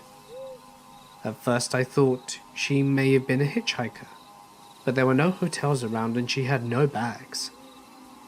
I stopped my car around 400 meters away from her, grabbed a bottle out of the car boot, and walked down to see what was going on. At that moment, I realized she's one of the most gorgeous women that I had ever seen. She was probably in her 20s, pale as hell, long wavy blonde hair to her hips, and one of those really German hourglass kind of figures, with these deep blue eyes. She was wearing one of those long summer dresses that beach kids seem to love, which was friggin' weird for the middle of the Australian bush. So I walk up to her like, oh my god, but I'm also thinking, what the hell? I hand her the bottle of water and ask her if she's lost or needs a lift back to town. She just stares at me, doesn't take the water, and doesn't blink. I think, oh shit, is she some kind of crazy? So I ask her if she ran away from somewhere, and she just says, no, and hadn't blinked yet. So I ask her if she's waiting for someone to come pick her up, and she says, no, again. I ask her where her house is, and she says, here. Keep in mind I am halfway up a mountain, and there are no houses here at all. So I was kind of starting to get creeped out by this lady.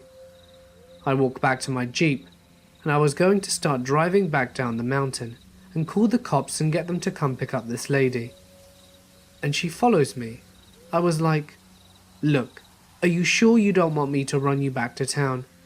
And she just says no again. So I'm all like, look, I don't feel comfortable leaving you here in the middle of nowhere. Please let me take you to the police station. And she just turns around and walks off into the bush, miles from anywhere. And I'm sitting there like, what the actual hell? And then I started to get really scared when the bug and bird noises started to come back. It made me realize I hadn't heard a single other sound whilst I was speaking to her. No magpies, no crickets, no early morning sounds at all. I hightailed it out of there and called the local coppers when I reached the bottom of the mountain. Basically, I said there's a woman up in the mountain who refused to get into my car, and then realized how stupid that sounded and hung up. Whoever you are, I hope that you're okay. I have had the fortune of traveling all across this great and wonderful nation. But I've seen something whilst camping that makes me reconsider mountain folk in Georgia. Now, I love my home state. I love exploring the vast amounts of wilderness we have here. I just happen to carry a gun at all times whilst exploring now. I didn't then. I went to the Blue Ridge Mountains with a friend to hike. A week without cell phones, we called it. Except we had his satellite phone, just in case of an emergency. We hike as far as we please, and fish, and we find water. Of course, we also have a GPS and a compass to ensure that we don't get lost. So we're on our next to last day of hiking back. We come across a small clearing in a valley that has a nice sized pond. We stop to set up camp and fish. As night falls and our fire is fading, with our bellies full of fish, wild onion, potatoes and wine, we lay down to sleep. And then I hear it. My friend is fast asleep and the sound doesn't wake him. There's something outside, close by, but not distant enough. A moment of stupidity and adrenaline hits me as I grab our machete and exit the tent brandishing my lackluster weapon. The sound of that of a drum is being played with skill and expertise that only a child with the basic idea of rhythm can possess. Upon exiting the tent, I see a fire and a woman across the pond. She's not creating the drum sound. Instead, she has a black kettle hoisted above her fire, and she's stirring it. She turns her face to me, and I see that she must be as old as the mountains themselves. Her clothes are nothing but rags, yet she has an aura about her, one that is dark and filled with terrible wisdom and knowledge. Her ancient eyes meet mine, and I become paralyzed by fear. The drumming grows louder, and then stops suddenly, and she's gone. So's the fire, and any evidence that she even existed. I started our fire again, and did not sleep. Upon hiking out of the woods and back into our car, we decided to stay at a hotel in a small town nearby, since I was exhausted from staying awake. Of course, I had told my tale to my friend when he woke, and we packed quickly and moved as fast as our legs would carry us. We got to the hotel, which, thankfully, had a restaurant and bar.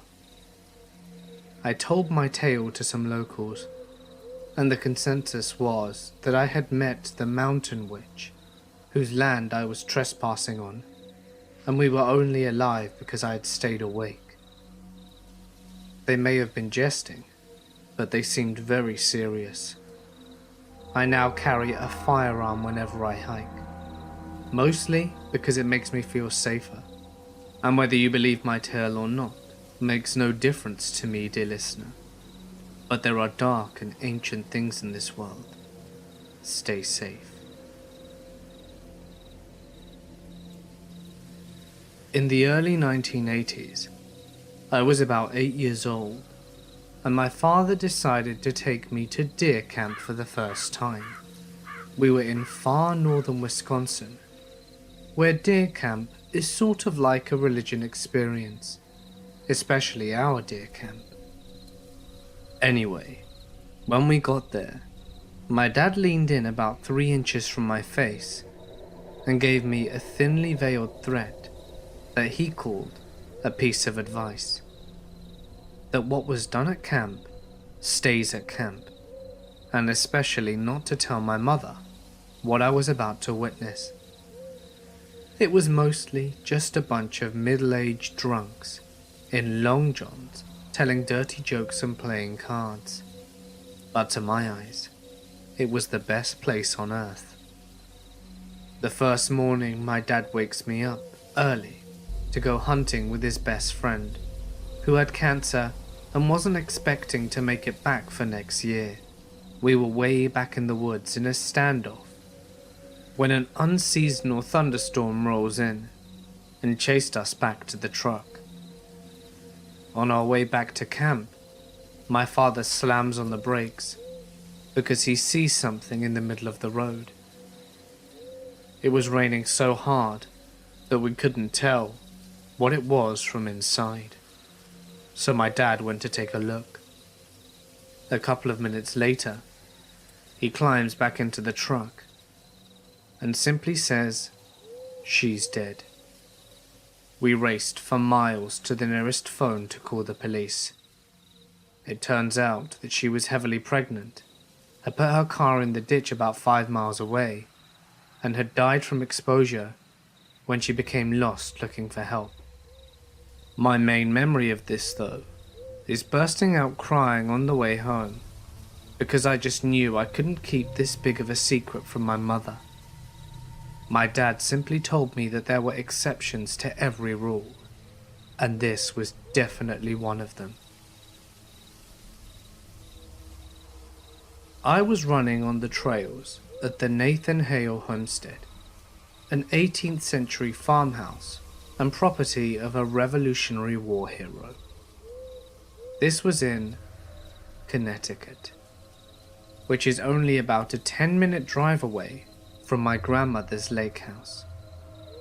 I could not find a map of the trails anywhere online, and there didn't seem to be any signage at this place, just a bunch of random mountain bike trails in the woods. I was only going to run 4 miles, so I estimated that I would run for about 30 minutes, using my watch to keep myself on track. So I ran around the trails for a while, and nothing seemed too out of the ordinary. It was around 9 on a Monday morning, and the only sounds were the distant hums of Route 31, birds chirping, and the occasional squirrel or deer that scampered off whenever I came near. The trail seemed to wind around a lot. If not for my better than average directional skills, I could have easily gotten lost. About 20 minutes in, I saw something strange about 50 meters off. A finely polished and light-colored wooden coffin. I was a little weirded out, to say the least, and waited until I got closer for a better look. I rounded a corner where several old tree stumps blocked my view, only to find that the coffin had disappeared. Where it should have been, there was just a clump of ferns. Odd. I turned around shortly thereafter and made my way back to my car. I was maybe half a mile out when I heard a very distinctive knocking on a nearby tree. I was a little spooked, but chalked it up to be a woodpecker or something. However, not 30 seconds later, there it was, on a completely different tree ahead of me. Exactly the same rhythm. Tock, tock, to tock, tock. I picked up the pace. The trail widened a little, and I could see way ahead to the entrance to the parking lot where my car was. There it was again, on a tree seemingly right next to me. I truly started freaking out, and started to book it back to the lot. I was nearing the opening, when time seemed to slow down. All of a sudden, it felt like the temperature dropped about 20 degrees. The birds stopped singing, and my simple Timex watch started to malfunction, making all sorts of beeping noises, and the numbers glitching on the screen. The beat sounded impossibly loud this time, like it were hacked into every surrounding tree with an axe. An overwhelming sense of dread washed over me, as I anticipated hearing the rhythm again. I burst into the parking lot, and everything went back to normal. The temperature was back in the mid-70s, and birds were chirping away. I looked at my watch, only to discover that it had gone completely blank. I stood there and stared at it until it flashed 12 o'clock, Monday, 1:01, January 1st. My watch had completely reset itself. It had never done this before. I got into the car and started the engine. The clock on the radio read 12. That couldn't be right. It should have been around 9:30 or 9:45 at the latest. So I threw her in reverse and backed up to where I could clearly make out was the main road. However, as I was about to throw the car into drive as it sat there, I heard a sharp, rapping sound on the back window, like someone hitting it with their knuckles. It was the same beat. There was no one else in the parking lot when I finished my run. No cars, nothing.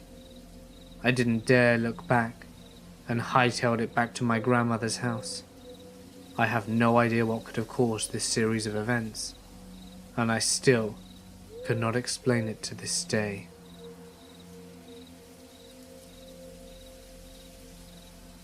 I was geocaching once, and as I was wandering through the woods, I came across a small patch of trees that had Mr. Potato Head faces nailed to them. I was a 15-kilometer drive from civilization, and nowhere near a trail. As the cache was deep in the woods, I contacted the cache owner, and he swore that they weren't there when he put the cache together, and it was his private land, so nobody should have put them there. The other instance of weird was up when I was hitchhiking and decided to set up camp off in the woods not far from the highway. I had a fire, ate, and set up my little tent and fell asleep without problem. I woke up in the middle of the night due to some heavy breathing outside my tent. I listened for a bit, scared shitless, and then some movement and the sound was gone. I woke up the next morning and there was a photo of my family stuck with a nail to a tree right beside my tent, and fresh footprints in the dirt. Being the idiot that I am, I followed the path of the footprints, a kilometer or so back into the woods, where it ended at a road. Across the street was an abandoned house, and while checking out the house for anything useful, I found several other photos of people from the photo, individuals' headshots, and notes apologizing for not protecting them or being there for them.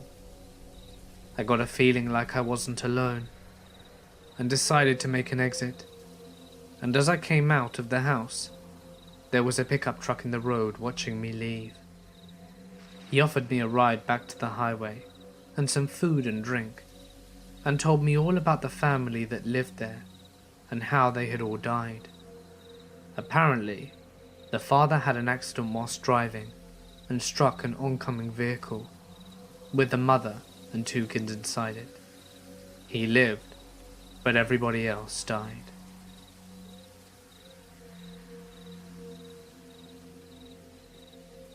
My brother James was part of the orienteering team in high school. For those of you who don't know, orienteering is where they get you to go to the middle of nowhere in teams of 2. They give you a map, a compass, and you must find your way back to each check-in station in order, and it's a race. So my brother and his partner set out and make it through the first few checkpoints, and they're feeling pretty solid. But they don't make it to the next one when they're supposed to. They double check the map, do some math, and figure out that they miscalculated some angle or another, and are now almost off the edge of the map. They recalculate and set off in a new direction. Keep in mind, the line was never intended to be part of the orienteering run. This is unexplored territory, and they came across what my brother said could only be described as a crater. A deep bowl in the forest devoid of trees. And at the center was an ambulance. They are in the woods, miles upon miles from any road. and there is an ambulance that looks like it's decades old sitting in a crater. So, being teenage boys, they decide to investigate it. My brother said that the forest was well on its way to reclaiming the vehicle, that it was rusted and covered in plant life. It looked out of date, like it was coming from the 40s or some bygone era.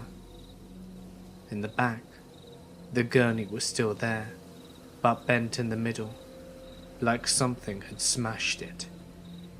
There were brown smears on the walls that could have been rust or dirt or shit or blood. They both got a horrible feeling from the place and took off out of there. My brother thinks he could probably find it again, but flat out refuses to.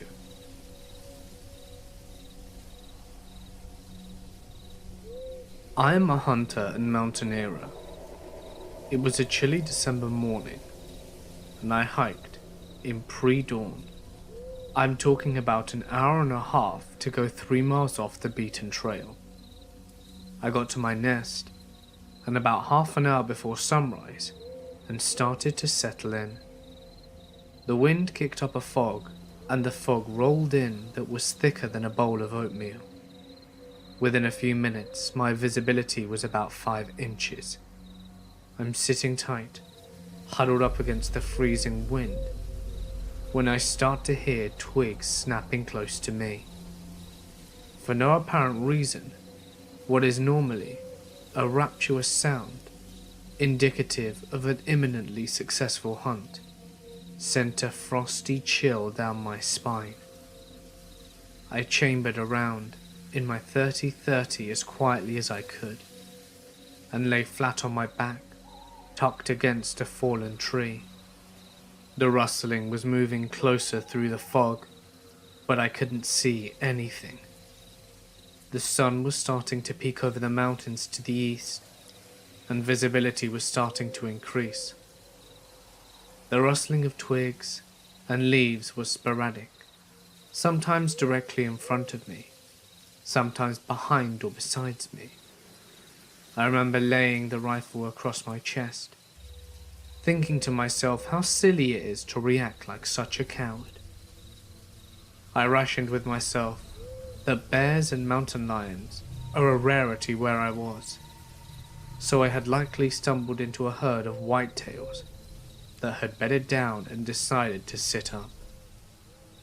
The rustling stopped immediately, as it was fully dawn by now.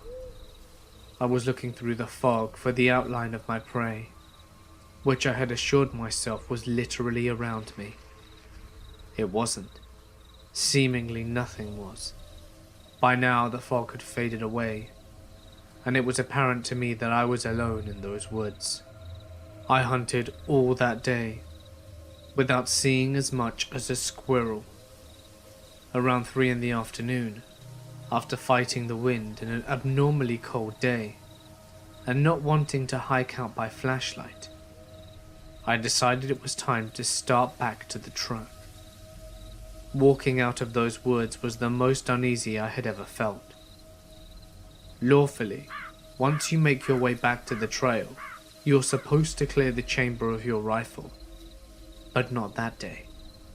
What is normally a stroll through the woods, I undertook with the seriousness of an animal being stalked.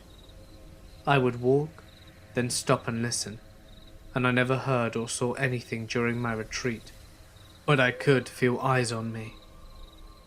I was about 100 feet away from my truck when I rounded the last corner and saw, hanging at eye level from a tree by a noose, a stuffed bear in a blaze orange jacket. I am a giant, broad-shouldered outdoorsman, but that one shook me up something fierce. It was early 1984.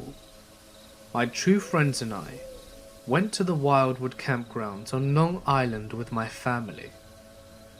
It was a safer time back then, so we thought we'd explore the forest. We went up to the cliffs, looking down at the beach, and back into the woods soon becoming bored, so we headed deeper in. The woods were dark, tangled and overgrown with weeds and brambles. It was obvious the area was not used or even explored often, as it was so dense, so we started heading back. We noticed something upon our return, a house in the middle of the forest, most windows broken with a sagging roof, old and out of place, with no road leading to it, and no power lines either. It had a mailbox at the front, as well as a brick chimney. We entered the small home, of only a few rooms on the ground level, and a gaping hole in the floor showed an exposed basement below. A rotting wooden table, surrounded by peeling wallpaper of roses that sat next to the kitchen. There was a collection of old things, and what I identified as a very small, white gas stove speckled with corrosion. The stairs up and down looked unsafe and rickety. Small animal feces was everywhere, and I don't remember any electrical sockets, lights, or anything of that nature. It must have been from the early 20s or 30s, and the forest had begun to grow around it. The whole place was creepy, and smelt like egg or a struck match. But what made it really creepy was the hole in the floor. We could only see part of it, as the floor bowed, and we feared getting too close. We could see on the basement floor that there were hundreds of playing cards, but only red ones, hearts and diamonds. I'd guessed that they were all red. Everything else was really dark. They were poured up in a heaping pile. For why, or if anything was underneath them, we will never know, because it scared us for some reason. The dark hole lit only by that spot, making the white and red cards seemed brighter. They were clean. They were new. And we got the hell out of there. I live by a small river, and my friend and I always spoke about putting a boat on it one night, and just letting the current take us downstream whilst we fished all night. Well, a few years ago, we finally did it. We loaded up the boat with our fishing poles and a case of beer, and headed out around 10 p.m. We put the boat in up the river, and my friend's girlfriend drove the truck home. The trip was only about 4 miles in a straight line, but throw in the curves of the river, and it was doubling back on itself. The actual trip was more like 15 miles. We'd been told it'd take about 6 hours, so we got to the river around midnight and expected to be home before 7 a.m. The river was really low that night, but we didn't expect it to be an issue, so we shoved off. The first few hours passed pretty normally, and we caught a few fish, but we passed a cutoff, and the river current just slowed to a halt. Around 2 a.m., we hear this faint groaning noise off in the distance. We didn't think much of it at first, because we are both campers, and we're used to the forest noises. As we keep moving slowly down the river, the groaning noises keep happening, and it's getting louder. I can't even really accurately describe the noise itself. It was a very throaty, groan/moaning sound, with a short duration. I say it was like a zombie noise, but it was very distinct, and at times it sounded like a man groaning in pain. For the next half hour, the noise got louder, until it felt like it was literally just out of sight on land, and it was loud. So I mentioned the river was really low. Well, at this point in our trip, the river walls were nearly vertical and 10 feet high. The sound is at its loudest right now, but as we go down the river, it doesn't get any quieter. We aren't moving past the groaning. It's following us in the darkness of the forest. We're both getting weirded out about it, and we're both assholes, and we're amplifying the situation by coming up with all kinds of scary things that it could be. It's a zombie, or a dying man trying to yell for help, a banshee, a ghost, or could it be a serial killer messing with us? Maybe it's a siren trying to lure us off course. As it nears 3 AM, we're way behind schedule. To say I'm on edge is an understatement. I was trying to play it cool because my friend was playing it cool, and I didn't want him thinking that I'm a pussy. We're shining our flashlights into the forest, and we're watching as things scurry off in the darkness as the light hits it. The groaning is still going on. The loud groaning happens about once a minute, and something there is a quieter, slightly different sound that happens in between. The sound is finally behind us, but it wasn't getting much quieter. With the sound behind us, we figured we were in the clear, but we weren't so lucky. About 5 minutes later, we hit a log jam, and our only choice was to go ashore and carry the boat around the debris. There was one problem. We couldn't actually get out of the river. As mentioned, the river walls were 10 foot high, and our only choice was to go back up the river a couple of 100 feet to a low spot and carry it all the way around. Now, I was really dreading about getting out of the river. It's dangerous enough walking down the riverbanks in the pitch blackness, and I didn't need a zombie banshee serial killer making it worse. So we turned the boat around and head back towards the sound. We pull the boat out of the river and the sound just stops. This is it. It is definitely a serial killer taunting us. And now that we're out of the water, he's moving in for the kill. There is no more acting manly and unafraid. My friend knows I'm freaked out, and I'm sure that he is too. The boat is usually kind of heavy, but tonight it feels lighter than ever. We're practically jogging that thing down the muddy banks. Everywhere we look, we see what is ducking behind a tree and staying out of the light from our flashlights. We finally get past the log jam. We're putting the boat back in the river, and whatever is following us is right behind us. I'm in the boat, and my friend is getting in. He pushes us off out the river and runs around and yells into the darkness, "What do you want?" At this point, the Loch Ness Monster steps into the light and says, "I need about 350. Okay, that part didn't happen. But we get back on the boat in the river, and the noise has suddenly stopped. But we're both ready to go home. We run the motor until we get to a bridge. My friend calls his girlfriend and gets her to come pick us up 2 hours earlier than expected. She asks why we cut the trip short, and he makes up some bullshit excuse about the river being too shallow and blocked up with debris, because neither of us wanted to admit that we were grown-ass men being scared of the dark. I never told anyone else I know about this, and I don't think he has, but we still mimic the sound every now and then, and any strange noise is instantly referred to as a zombie banshee.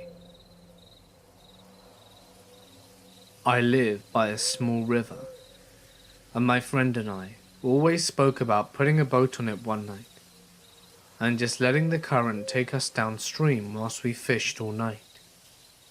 Well, a few years ago, we finally did it. We loaded up the boat with our fishing poles and a case of beer, and headed out around 10 PM. We put the boat in up the river, and my friend's girlfriend drove the truck home. The trip was only about 4 miles in a straight line, but throw in the curves of the river, and it was doubling back on itself The actual trip was more like 15 miles. We'd been told it'd take about 6 hours, so we got to the river around midnight and expected to be home before 7 a.m. The river was really low that night, but we didn't expect it to be an issue, so we shoved off. The first few hours passed pretty normally, and we caught a few fish, but we passed a cutoff, and the river current just slowed to a halt. Around 2 a.m, we hear this faint groaning noise off in the distance. We didn't think much of it at first, because we are both campers, and we're used to the forest noises. As we keep moving slowly down the river, the groaning noises keep happening, and it's getting louder. I can't even really accurately describe the noise itself. It was a very throaty, groan/moaning sound, with a short duration. I say it was like a zombie noise, but it was very distinct, and at times it sounded like a man groaning in pain.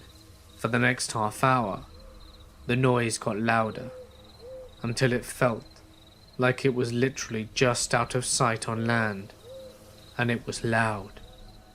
So I mentioned the river was really low.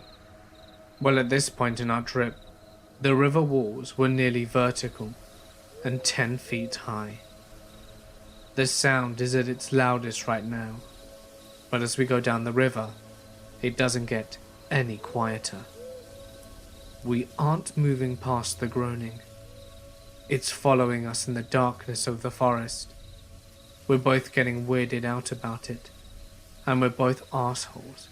And we're amplifying the situation by coming up with all kinds of scary things that it could be. It's a zombie, or a dying man trying to yell for help, a banshee, a ghost, or could it be a serial killer messing with us? Maybe it's a siren trying to lure us off course. As it nears 3 a.m, we're way behind schedule. To say I'm on edge is an understatement. I was trying to play it cool because my friend was playing it cool, and I didn't want him thinking that I'm a pussy. We're shining our flashlights into the forest, and we're watching as things scurry off in the darkness as the light hits it. The groaning is still going on. The loud groaning happens about once a minute, and something there is a quieter, slightly different sound that happens in between. The sound is finally behind us, but it wasn't getting much quieter. With the sound behind us, we figured we were in the clear, but we weren't so lucky. About 5 minutes later, we hit a log jam, and our only choice was to go ashore and carry the boat around the debris. There was one problem. We couldn't actually get out of the river. As mentioned, the river walls were 10 foot high, and our only choice was to go back up the river a couple of 100 feet to a low spot and carry it all the way round. Now, I was really dreading about getting out of the river. It's dangerous enough walking down the riverbanks in the pitch blackness, and I didn't need a zombie banshee serial killer making it worse. So we turned the boat around and head back towards the sound. We pull the boat out of the river, and the sound just stops. This is it. It is definitely a serial killer taunting us, and now that we're out of the water, he's moving in for the kill. There is no more acting manly and unafraid. My friend knows I'm freaked out, and I'm sure that he is too. The boat is usually kind of heavy, but tonight it feels lighter than ever. We're practically jogging that thing down the muddy banks. Everywhere we look, we see what is ducking behind a tree and staying out of the light from our flashlights. We finally get past the log jam. We're putting the boat back in the river, and whatever is following us is right behind us. I'm in the boat, and my friend is getting in. He pushes us off out the river and runs around and yells into the darkness, "What do you want?" At this point, The Loch Ness Monster steps into the light and says, "I need about 350. Okay, that part didn't happen. But we get back on the boat in the river, and the noise has suddenly stopped. But we're both ready to go home. We run the motor until we get to a bridge. My friend calls his girlfriend and gets her to come pick us up 2 hours earlier than expected. She asks why we cut the trip short, and he makes up some bullshit excuse about the river being too shallow and blocked up with debris, because neither of us wanted to admit that we were grown-ass men being scared of the dark. I never told anyone else I know about this, and I don't think he has, but we still mimic the sound every now and then, and any strange noise is instantly referred to as a zombie banshee." One night, I was solo camping in a remote lake above a small town. You're not allowed to camp near the lake, so I hiked up a little ways onto the hillside and set up underneath a camouflage tarp. It must have been around midnight. I was all snuggled in my hammock when I hear laughing and yelling in the distance. I peek up from behind my tarp to see what looks like a handful of college-aged dudes drinking and fishing and having a good time. Okay, whatever. I tried to sleep anyway. I drift in and out for about an hour, but I'm kept from sleeping by an extremely loud bird in the tree next to me that just keeps hooting and screeching. Eventually, I pick up a large branch and thunk, swinging it at the tree to shut it up. Suddenly, the dude bros go silent. I can tell that they've frozen and are looking intently in my direction, trying to find the source of the noise. I crawl back into my sleeping bag and try to sleep, but the bird starts again. I decide I need to find some pine cones or something to throw at it to scare it away. So I get out of my sleeping bag, move outside the tarp, and start looking on the ground. I decide to try the branch again and slam it as hard as I can into the tree trunk, and the sound rings out loudly. They all look over to see a pale, naked figure hunched over in the tree line, staring at them. I immediately scramble on all fours under my tarp. To them, it must have looked like some horrible pale creature disappeared into the underbrush after having been caught observing them. They go silent, have a muffled, terrified conversation, and pack up and leave. I slept soundly for the rest of the night, but those guys must have been pretty freaked out. This happened when I was in high school in the 90s. I grew up in a rural western town. That meant not a lot to do, but lots of places out in the heavily wooded canyons and hills right outside of town. One particularly popular spot for hanging out, hiking, rock climbing and doing various other activities was called Falling Rock. It's right along the rim of Dark Canyon and features pine woods going from highway straight out to a sharp, abrupt drop-off down a sandstone/limestone cliff. It's several hundred feet down to the creek at the bottom, and there are various hiking trails and ways to get around the cliffs and down the creek.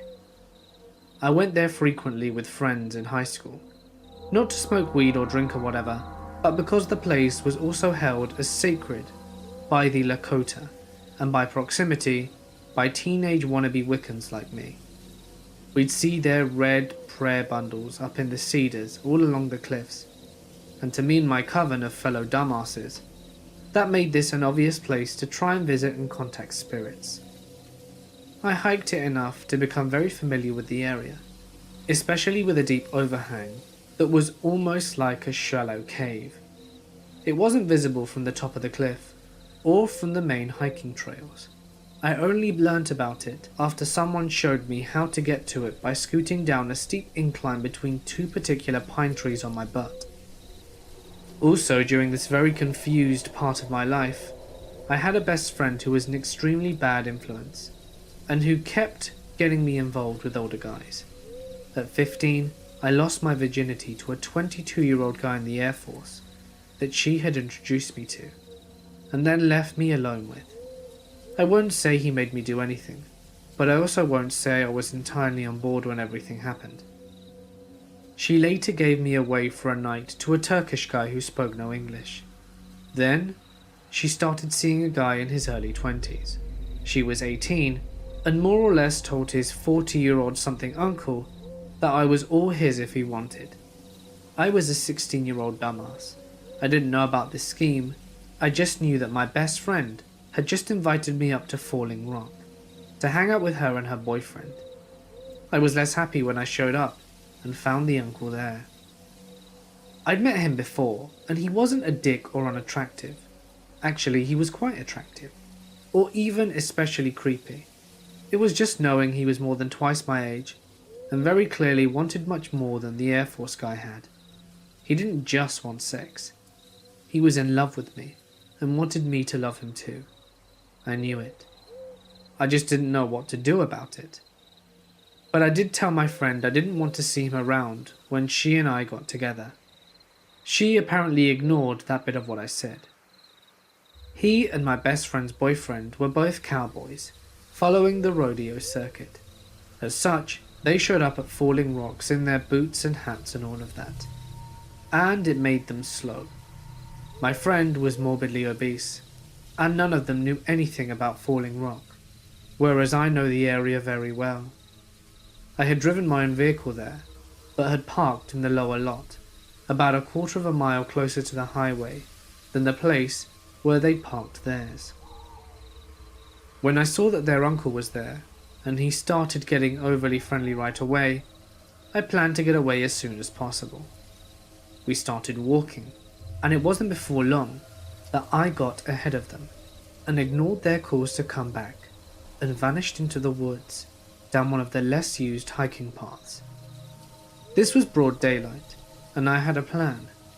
I was going to just loop around the northwest, through the thick woods, and come back up the lower parking lot, get into my car and drive away and let my friend explain why she brought the uncle later. I made good time and got back up towards the road to the main parking area, where my friend and the uncle had parked. I was almost there when I saw another guy close to the uncle's age, but slimmer, blonde with a beard and a camouflage coat on, coming up from the trail in the parking area.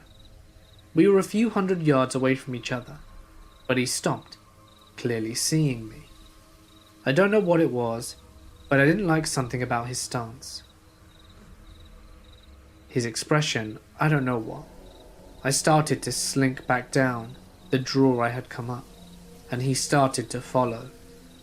No mistaking it. He turned off a well-worn obvious path to the Falling Rock cliff face to follow me, little teen-aged girl, down into nothing but deer trails and scrub and cacti. He didn't say anything all the while. It seemed like he was trying to be as quiet as possible. I knew the area better than he did though, and was a lot less cautious about my footing. I got back to the top of the cliff as quickly as I could, and popped up just ahead of where the uncle was sauntering along the edge, right next to where the big overhang would be. The uncle and I saw each other. I pointed back down the trail where the strange guy with the beard could clearly be heard stomping up behind me, and then I dropped down on my ass and boots scooted right out of sight. I got to the overhang and heard the exchange between the uncle and bearded guy. "Hey, what the hell do you think you're doing?" asks the uncle, sounding absolutely pissed. "I'm looking for my girlfriend. She just came up here. She's got dark hair." "Oh yeah? What colour shirt she wearing?" I was wearing a grey hoodie with my dad's college logo on it. "It's a grey hoodie," said the bearded guy. The uncle proceeded to go absolutely batshit, yelling and cursing, and based on the noise, throwing fallen tree limbs on the other guy, and the other guy just ran. I could hear him thumping and crashing down the steep hillside not far from me. My friend's boyfriend kept running when he heard all the noise, and I could hear him yelling at the guy too. All kinds of vile shit you wouldn't think a good Christian boy would say. The uncle called my name for a bit, and I finally came out of the cave. And then, my fat friend finally joined us too. It was a weird day to have your sort of stalker save you from someone who seemed to really have it out for you. But I'm pretty sure that's just what he did. I wish I could say something better by him, but all I really did was disappear. I didn't talk to my friend for over a year, long enough for her to dump her boyfriend and for the uncle to go away with him. I don't know what happened to either of them. I don't know if I could recognize them now, as I'm twice the age I was then. I do wish them well though, but still, would rather not meet again. When I was around 13, I went camping with my Girl Scout troop. This wasn't uncommon for us, as we camped often, at least twice a year. The only difference was that my troop had the privilege to camp out 2 nights in a cabin. The cabins were not big. I was 5 foot, and if I were to lay down widthwise, we only had about 3 feet of walking space between the bunks. Each side had 2 sets of bunk beds, so there were 8 beds in each cabin, and there were 4 cabins. We had a large troop, so we occupied 3 cabins including the mums, who stayed the night with us. During the day activities we went on as normal. Other troops came to spend the day, and we did arts and crafts and archery, and other sport-like events. This ended around 7, when all the other girls went home. Around this time, we cooked dinner, ate, spoke, and then started a fire. We sat around and had girl talk like normal, ate doughboys and marshmallows until 9, when we had to go to bed due to the camp's curfew. In my cabin, I had my 2 best friends, one in the bed below me, and the other in the bunk across from me. We had bunks that were the closest to the window. To imagine the cabin, just imagine a rectangle with walls, and a screen door. Now, go into the screen door, and on either side of you, there are, as I said, 4 bunks, and at each end of the corridor or window. My mum was sleeping in the cabin across the way with my troop leader and the other mum. Soon we're all asleep, but my friend Lisa, who was below me, isn't very good at sleeping outside, and was soon awake and sitting on the edge of my bunk, poking me. I cracked my eyes open and shone my flashlight at Lisa, then at Tara, who was sitting across the way. She was awake as well. Since we weren't technically allowed to be awake unless we were using the bathroom, we decided to go get my mum, who would take us through the trail to the bathroom just to let Lisa catch a breather. By now, the fire was basically out, and we had my flashlight as our light source, so we bundled up because New England is freezing at night, even if it's spring. As we were getting dressed, I put my flashlight in my mouth so that I could use both hands, but out of the corner of my eye, I saw a shadow. I thought it was my own, and camp was playing tricks on me, but I looked anyway. My scream may have broken all the rules in camp about curfew. My entire cabin was up. My friends were screaming, and my mum and my leader were trampling over each other to get into the cabin. When I turned to look at the shadow, I saw what was actually a man staring through the window. I don't know how long he was there for, and when I started screaming, he took off. My troop leader talked to the ranger the next day, and he said that he would talk to the night ranger, but we never got any other answers other than maybe it was an animal. Either way, we never went camping there again, and this incident still haunts me to this day. So, creepy pervy man, let's not meet again. The man who told me about his terrifying experience in the Colorado wilderness is one of those distant relatives that everyone has. They're your third cousin twice removed, or something to that effect. I'm not positive how exactly we're related, but he is an incredible guy. Greg is a decorated Green Beret with a silver star to his name that he earned by capturing the leader of an Afghan sniper cell without incurring any casualties. Despite his status as a huge badass and his not unconsiderable size of 6'3" and 200 pounds, Greg is a teddy bear. He is an extremely humble and kind person. I've had a lot of experiences in the outdoors, having lived in Colorado for most of my life. And Greg and I have had extended conversations about our adventures in the woods at my grandma's house for Thanksgiving. We were sitting on the couch, wearing tacky holiday sweaters, when the conversation turned to hunting. Greg mentioned offhandedly that he used to be an avid hunter, but had an experience that turned him off it. He said he doesn't even like guns anymore, something I found surprising coming from such an accomplished soldier. I pushed him to tell me what happened, and thought he seemed uncomfortable with the idea, but he finally relented and did tell me. I'm going to switch this to first person now, to tell it to you in the same way that Greg told this story to me. It was late October, which means elk season up in Indian Peaks Wilderness, and I went up there to bag a few elk and just relax for a few days by myself. I parked the truck near a trailhead about 8 miles from where I wound up setting up camp, and was looking forward to a nice weekend in the woods with some peace and quiet after packing all my gear in and getting ready. The first morning, I was in my deer blind, about 20 feet up a tree, with a cup of coffee and my rifle. The sun had just come up about an hour ago. About 50 yards from my tree, the tree line ended and opened into this big meadow where a lot of the elk tended to roll through, and I could sight my rifle pretty well through the trees and see most of this big grassy area. Perhaps a couple of hours had passed, which isn't really boring in the deep woods. I just drank coffee from my thermos and listened to all the life around me, feeling the woods getting ready for winter.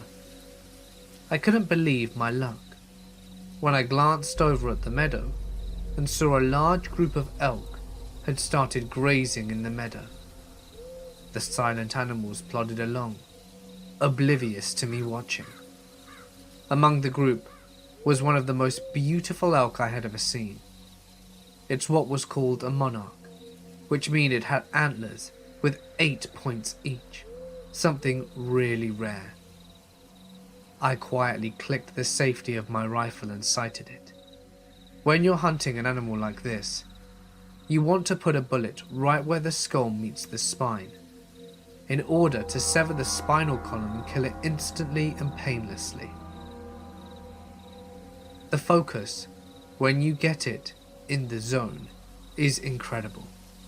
I swear I could feel the firing pin punch forward and the bullet would leave the barrel as I pulled the trigger. That beautiful elk went down silently and all the others scattered for the tree line. I was ecstatic about the shot and the elk as I climbed down out of the blind and set off for the meadow. I had left my rifle in my blind, something I regretted soon, and had only my small knife on me to gut the animal and drag it back to camp. As I was making the short walk between my blind and the meadow, I noticed that the woods around me were completely silent. Some of this is normal after you fire a gun in the woods, but for it to drag on this long was unsettling. I thought nothing of it, and continued to walk the short walk through the dense pines. As I was about to clear the trees and step into the meadow, I noticed something odd. I could see the elk's body lying in the grass through the trees, but there was something else. There was what looked like another elk, antlers and all, on the opposite side of the dead elk from where I was coming to walk out of the tree line. almost looking as though it were gently nuzzling the elk's dead body. This was weird, to see an elk treat a dead elk like this. They usually scatter, but I continued walking towards it, trapezing in the duff and hollering in an attempt to startle this other elk off. It snapped its head and looked up at me. Over the body of its fallen friend, this strange new elk eyed me with an unafraid glare. I say glare because it didn't feel like an animal looking at me anymore. Its glassy black eyes gave me the same caught, red-handed feeling that you got when your parents would catch you doing something wrong. I felt suddenly uncomfortable and out of place in the woods that I loved so much, and somehow hated and guilty. I no longer wanted the elk, and I stopped dead in my tracks and watched this animal, and it eyed me angrily. What it did next gives me nightmares to this day. The thing that stood before me on the other side of the dead elk must have been lying on its stomach, and it put its arms down and pushed up, putting its legs underneath it. It reared back, glaring at me, along with its evil glass eyes. My breath caught in my throat. Most of its body was at least somewhat human, but terribly emaciated and elongated. It appeared to stand at least 10 feet tall, not including the antlers atop of the elk's head. It was bald everywhere but the neck up. It looked stickly pale and pink. Its legs at the knee bent backwards, like the back legs of an elk. This horrible, skinny, naked, unnatural thing just stood there, glowering at me, with a hatred that was palpable. The woods around us were silent. It might have been a second, minute, or hours. I felt the disapproving parent feeling shift. I felt more like an ant under a shoe. I took a step back. My boots felt 10 pounds. My body felt numb, and the noise of my footstep was ear-splitting. I took one more, and then ran. Running through thick woods is tough, but I ran faster than I have ran in my life. I passed under my blind with my $4,000 rifle sitting in it, without even slowing down. I ran all the way back to my camp, which must have been a mile, before I stopped and took my breath. It took me another minute to dare to look behind me. I was alone, but the woods around me were still silent and brooding. I wanted more than anything to pack up and go home, but I knew that I could not make it back to the car before nightfall, and I didn't want to be exposed at night. I cooked an MRE in my tent and stayed there for the rest of the night. When night fell, I wrapped myself in my sleeping bag and tried to sleep, but I couldn't stop myself from starting at every little noise. I kept thinking about possible rational explanations for what I saw. Maybe there's a crazy guy out there who found an elk head and is wearing it around scaring people. But no explanation I came up with quelled the maddening feeling of fear that I felt, the horrible sense of being hated and guilty and far from home. And nothing explained why that thing was 10 feet tall with inverted knees. As soon as the sun came up, I ran back to the blind and took it down. Then, I ran back to camp with my rifle and pack, packed everything up, and hiked out. I've never fired a gun in the woods since, and I don't intend to ever again. I'm not a spiritual person, but if that wasn't something in the forest telling me to leave it alone, I don't know what is. I can take a hint. I don't think I'll ever know exactly what that creature was, but I know what I saw. Next time you're up in the woods alone, be quiet, be respectful, and don't kill anything that you don't have to. I thought at first that Greg's story was too far-fetched to be true, but as he told it, I saw how truly scared he was. This confident, softly spoken military man was stuttering through his story, hands shaking and face pale. I still don't know what to make of it.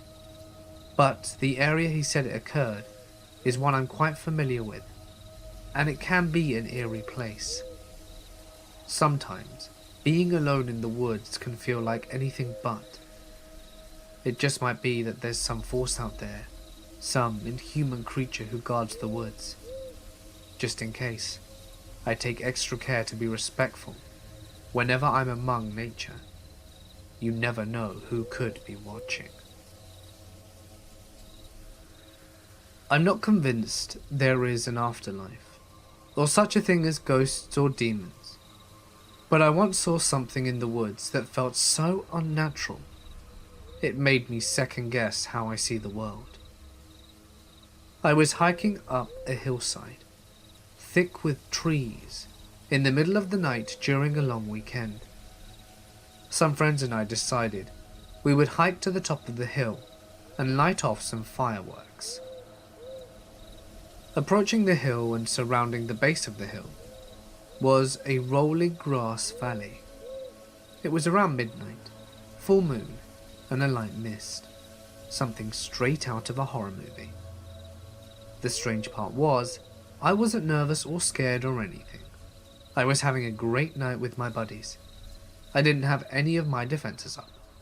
My buddies and I just hiked in a straight line through the rolling grass valley approaching the hill, when something caught my eye. On my right, I saw a tall, shadowy figure standing perfectly upright on the top of a small grassy hill. It was standing there right next to a large dead tree. I couldn't make out any details. Both the tree and the tall figure were silhouetted underneath the moonlight. The strange part was seeing this figure didn't scare me. I didn't immediately sense any threat. I almost assumed it might have just been another hiker or somebody having a smoke. I passively turned my flashlight on it, and that's when it happened. In an instant, as my light hit the spot where the figure was standing, it instantly moved just outside the range of my flashlight, like it teleported or something. But just as vividly, I saw it standing in its initial spot as my light hit that spot and the figure moved. I could see it standing just outside my range of light. My breath paused in an instant, and a wave of dread washed over me. Something felt 100% unnatural about what just happened. As a reflex, I moved my light to the new spot where the figure was, and as my light passed it, it disappeared. I've never passed out in my entire life. Not from heat, not from getting knocked out, never. But in that moment I felt my knees give way from underneath me and I fell to the ground. My friends turned and looked at me trying to pick myself up from my knees, and they were too wobbly to stand. They helped me, and I tried explaining to them what I experienced. Perhaps it was all just shadows and lights and my eyes messing with me. But I'll never be able to explain that sensation. The feeling like I had just seen something I shouldn't have seen. Something so unnatural that my body's instinctual reaction was to just go limp. My father used to have a business in maintaining the woods. It's a thing in my country. It basically means cutting down dead trees and hauling them out of the area, as well as generally being a tree surgeon. This means that he was out in the woods all day, and he was allowed in places normal citizens couldn't go to because of the rules of the Forestry Commission. My dad was working in the early morning when he suddenly noticed a car in the middle of the woods. It drove through a small path normally only used by the foresters. It wasn't a car from the Forestry Commission, so he thought it was very weird. However, Dad was alone and it was the 80s, so there were no mobile phones to contact anyone. Since it was in the middle of nowhere, he decided to ignore it. He kept on hauling wood through the woods with his horse, and he suddenly heard the men speaking. Now my dad is a brave man and as strong as a bear, so he decided to just have a quick peek to see what the hell those folks were doing. My dad looked around some thick bushes to make sure he could see the men. They were digging a hole. My father decided that it was something he really didn't want to interrupt, and he kept working throughout the day like nothing ever happened. He made sure to keep some distance between him and the digging site. The men apparently never noticed my dad, possibly because his equipment wasn't located in the same direction that the men came from, and my father worked with horses, so they weren't any loud machines. It was the 80s after all. At the end of the day, my father went to the local commission office and reported it, and they called the police. After they went to investigate, they found a body of a young woman buried there. It still irks my dad to this day. He was out there alone. What if the man saw him? What if he decided to check the burial ground out himself? Scary shit. A few weeks ago, we were on a road trip from British Columbia to San Diego, and we came upon a campsite just outside of Crescent City, California. We drove through it. One side of the campground was relatively empty, and I noticed a few scattered tents, but nobody close to the location we ended up picking. We had tons of space. We wanted an early night, so I started a fire whilst my girlfriend began cooking. We ate it, had a few beers, and climbed into our rooftop tents, with our dog by 9 PM or so. I had a rough time sleeping, and woke up a few times, but finally fell into a decent sleep.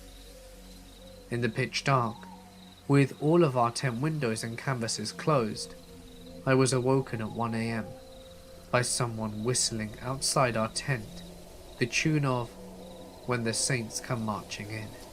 After a few minutes of this repetitive whistling, I nudged my girlfriend, who awoke and was obviously freaked out as well. The whistling then turned to chanting things like, "When you sleep, you disrespect me. When you disrespect me, you disrespect the US Marines." The person would then start spelling out words like flee, and the verbiage and tone kept getting more aggressive, so we decided we had to make a move.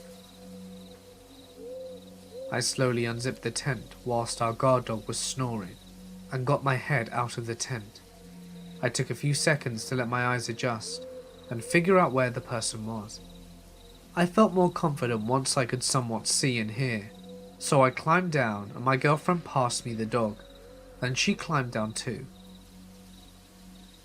We flipped the tent up without securing it, and we jumped into the truck, while the person was still whistling.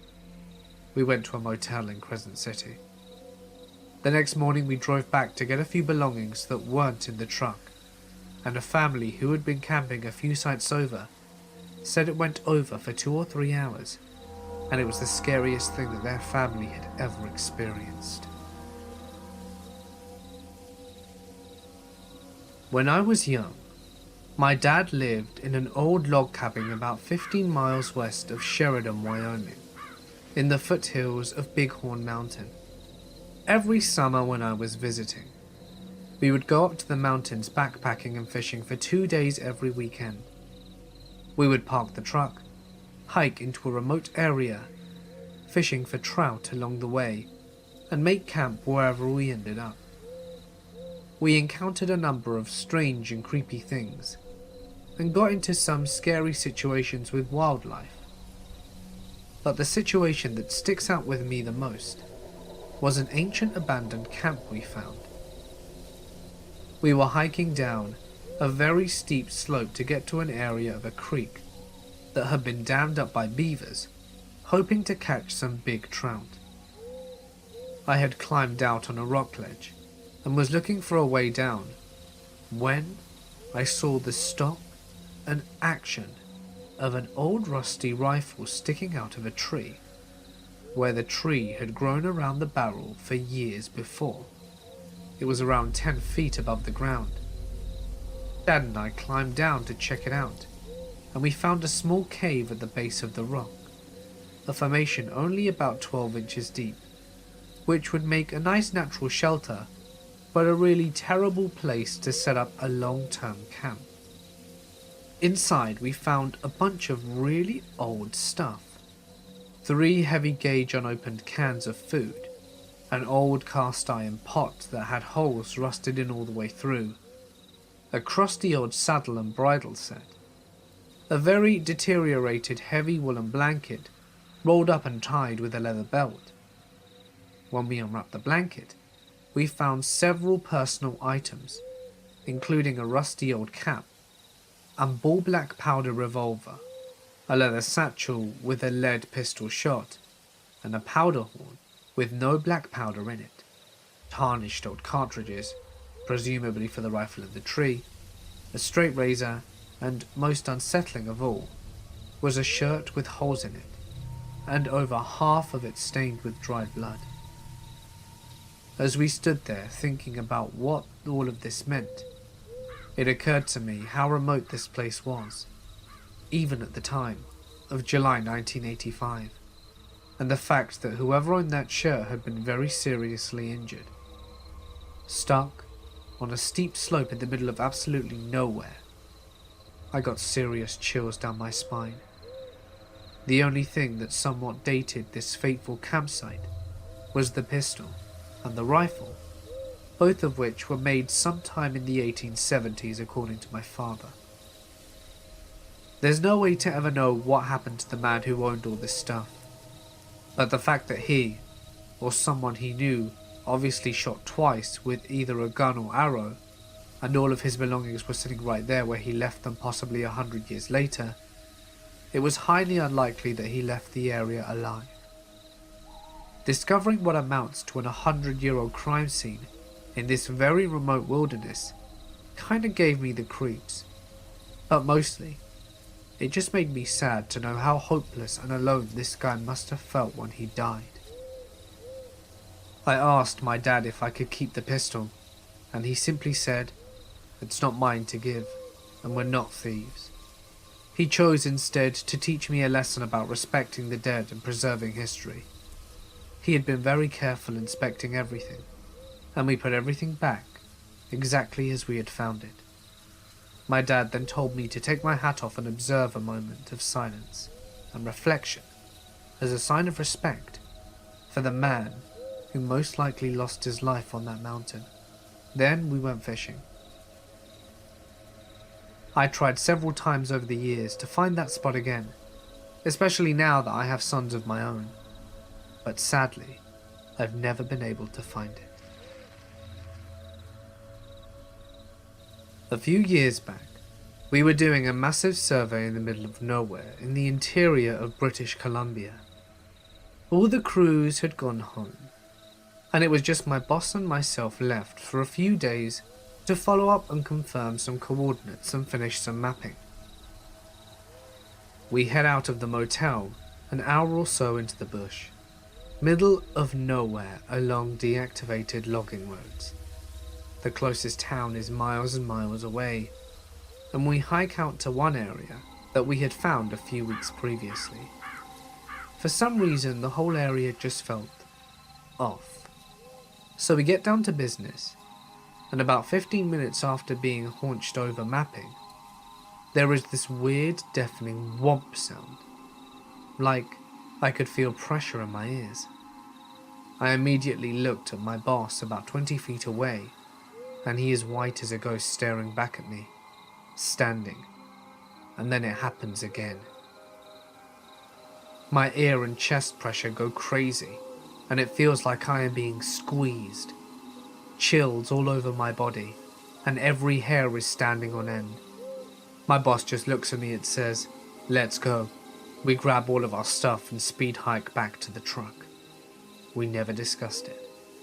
No clue what it was, but I've never been so freaked out in my life. Thinking about it 10 years later, I still get the chills. I was camping in the Florida Keys one winter.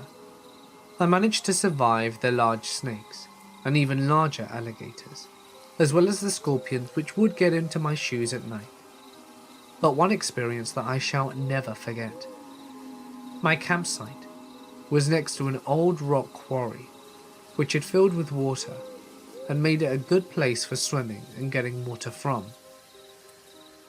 There was also an old dump site near the quarry, with piles of stoves and fridges and other junk.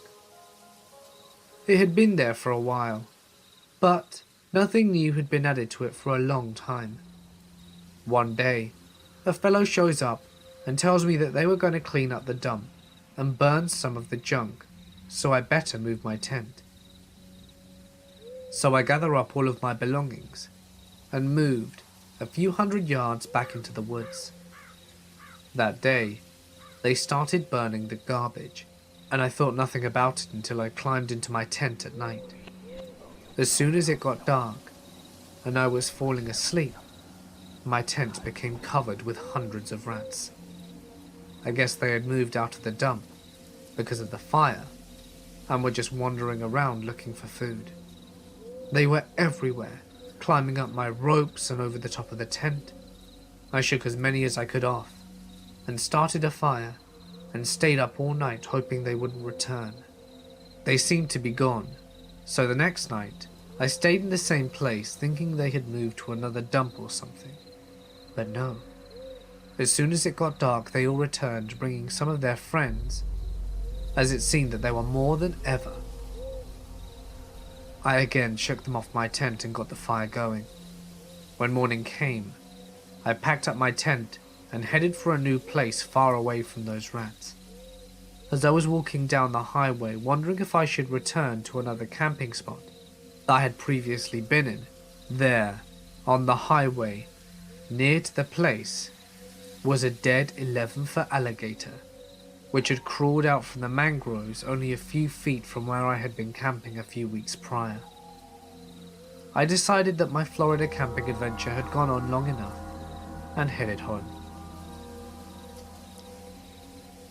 When I was 18, me and my friends took a road trip about 7 hours or so down to Apalachicola National Forest near Tallahassee, Florida.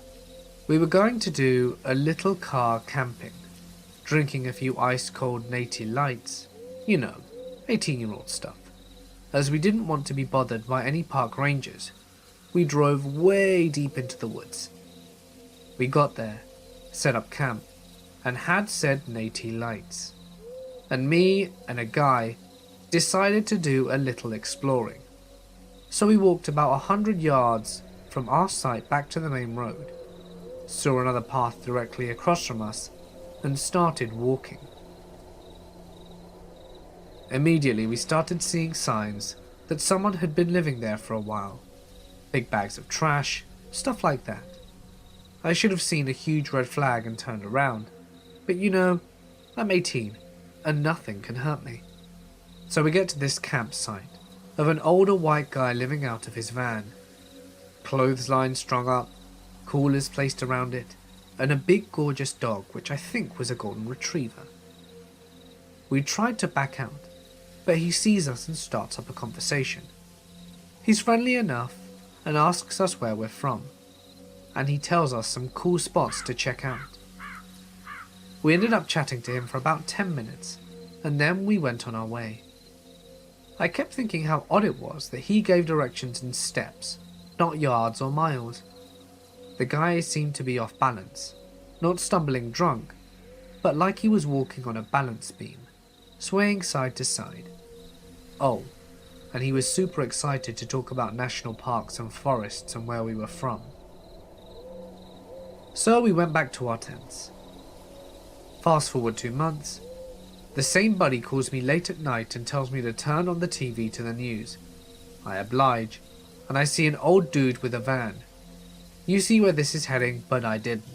So I get pissed at my friend for waking me, and he insists that I should watch. And when I see the golden retriever, it all clicks. The man's name was Gary Michael Hilton, convicted of at least 4 murders. He kidnapped and murdered a girl on Blood Mountain, Georgia, an older couple in Pisgah, North Carolina, and a girl in Apalachicola at the campsite not long after we left.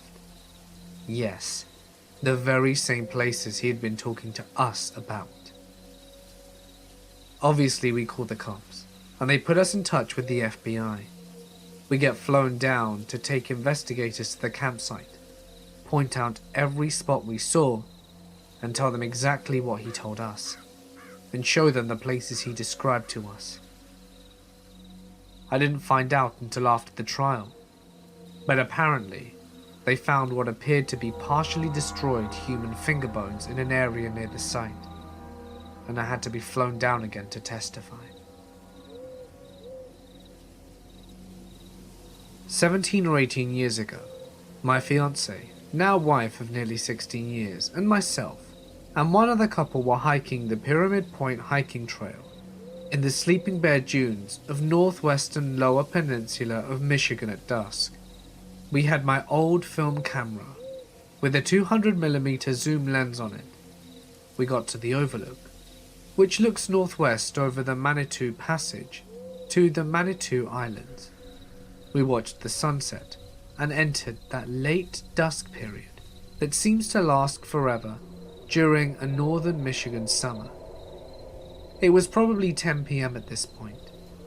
There were high winds and solid waves breaking on the shore below us. While standing and talking, we saw a light flash once out in the water between the islands and the mainland, in the vicinity of North Manitou Shoal Lighthouse. We stopped and looked, but weren't creeped out by it. After all, boaters are out in this stretch of water fairly regularly. I grabbed my camera and looked through the zoom lens, and I could make out what appeared to be a small boat, though it was difficult to tell with a 200mm lens, as it's a 7-mile wide stretch of water to the nearest island. So we were probably 3 to 4 miles away from the actual light. We had flashlights, so we shined our lights in the direction of the light that we'd seen, waved it around, and immediately the light came back and started flashing SOS in Morse code, which was a huge surprise to us. We weren't even sure our lights were bright enough to be seen at that distance, and given the stretch of shore, it's almost all forested. We were just a little spot several miles away.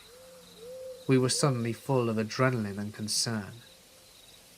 2 of us ran back to the cars, which is half a mile through the woods in the dark down a hill with our flashlights, and got a cell phone and binoculars. While we were gone, the folks on the lookout had no light source. At the car, we called the Coast Guard from our cell phones. It was 1999, so these weren't smartphones by any stretch of imagination. We explained to the Coast Guard that someone was flashing SOS at us, out in the water, and that we were hikers, observing from Pyramid Point Overlook. They said that they would send a ship to look over the area, and we asked them to hurry. At this point, we ran back up to our overlook, with binoculars and phone and flashlight. Atop the overlook, there was no cell signal, so we had to pocket the phone and had no further communications with the Coast Guard. With our binoculars, we were able to see a guy in an aluminium rowboat, rowing like crazy, with waves breaking over the bow of his boat. It was nearly pitch black outside, so we were only barely able to make this out. It was about 10:30 or 45 at this point. During Michigan summer, it's still light enough to see outside. But anyway, he would occasionally turn around and flash SOS at us, and go back to rowing. It was disturbing to be several miles away, completely helpless, whilst we watched this guy struggling in a rowboat in the dark. It got dark, and we could not see anything anymore, but every few minutes the man in the boat would flash SOS.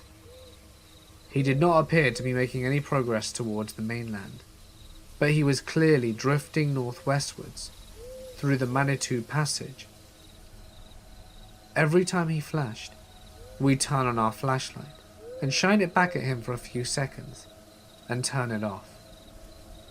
We did not know Morse code and had no cell signal. We stood and watched for what seemed like forever, completely helpless. The man stopped flashing his light, and it was too dark to see his boat. And then a tugboat appeared that did not appear to be the Coast Guard ship, showed up and started doing a grid search pattern through the passage, with bright lights shining from around the water. The Manitou Passage is probably 6 to 7 miles wide and 6 to 7 miles long, so it was a slow search, and a smallish Coast Guard ship started doing searches at the northern end of the straits, also with bright lights. They met in the middle of the straits, having done a zigzag type pattern for what felt like an eternity, then sailed off. They didn't find anyone. We drove into a bar in Glen Arbor to see if there was anything on the news, and there wasn't.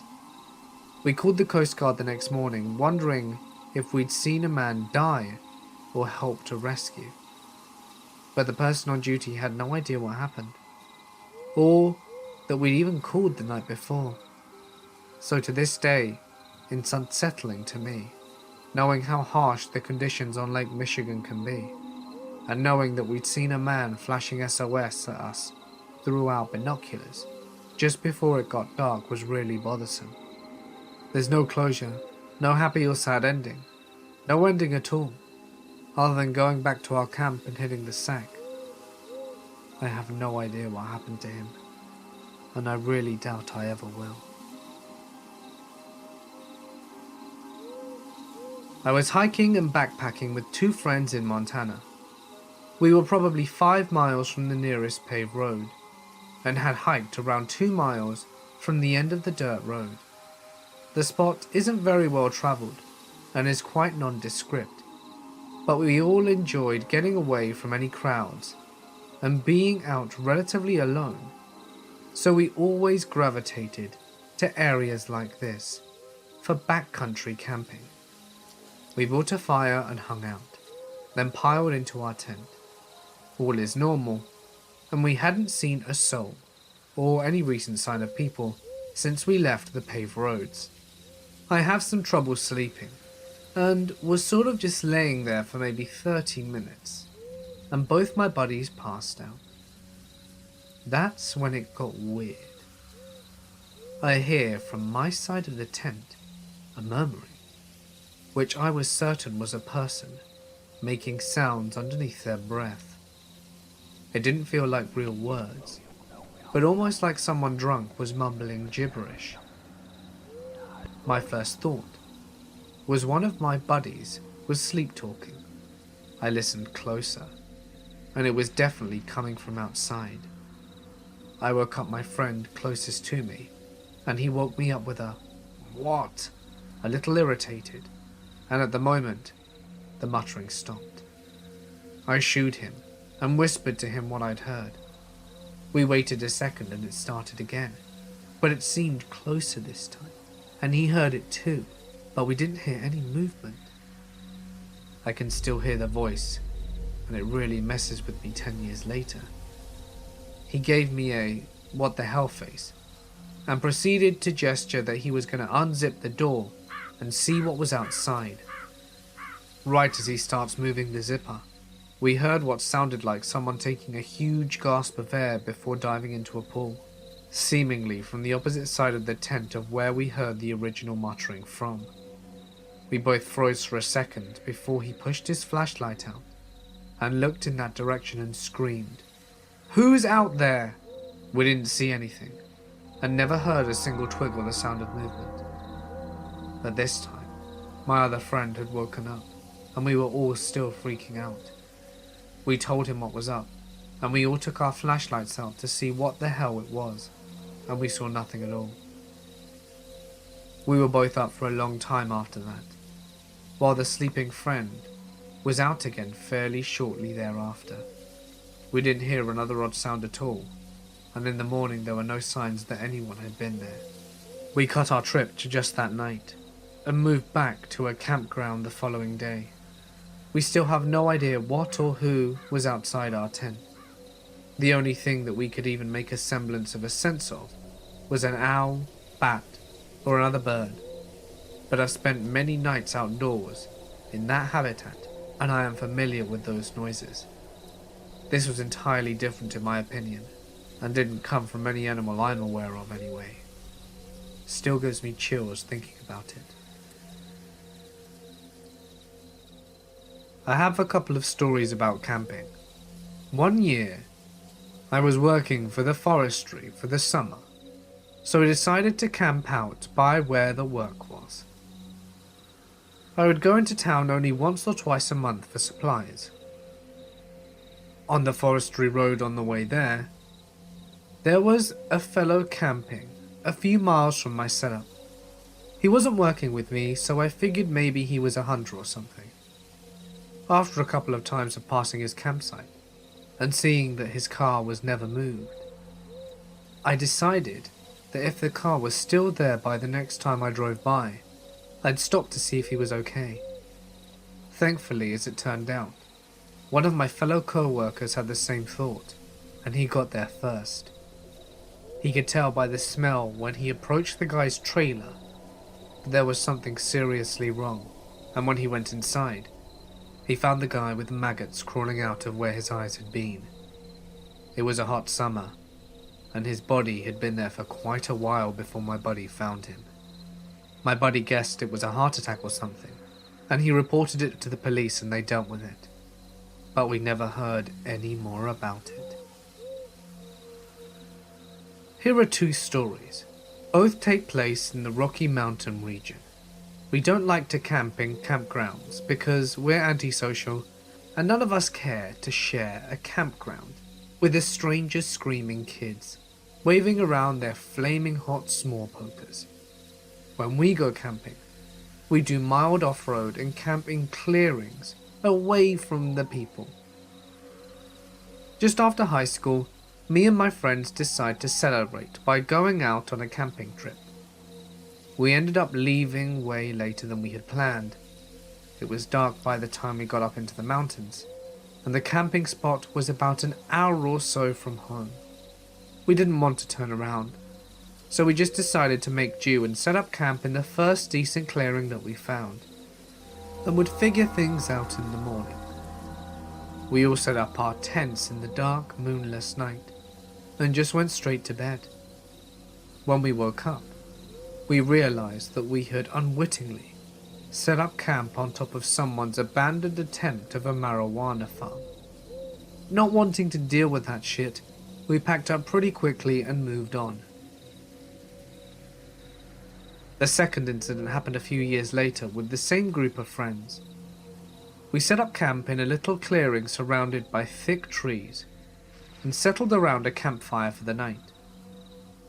After it gets dark, we hear rustling in the trees and occasionally catch a flash of campfire reflecting off the ice in the distance.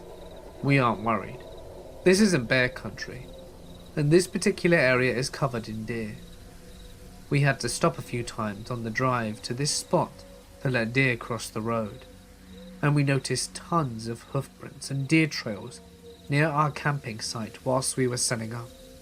We go to bed, and all night long we hear the snapping of twigs and leaves.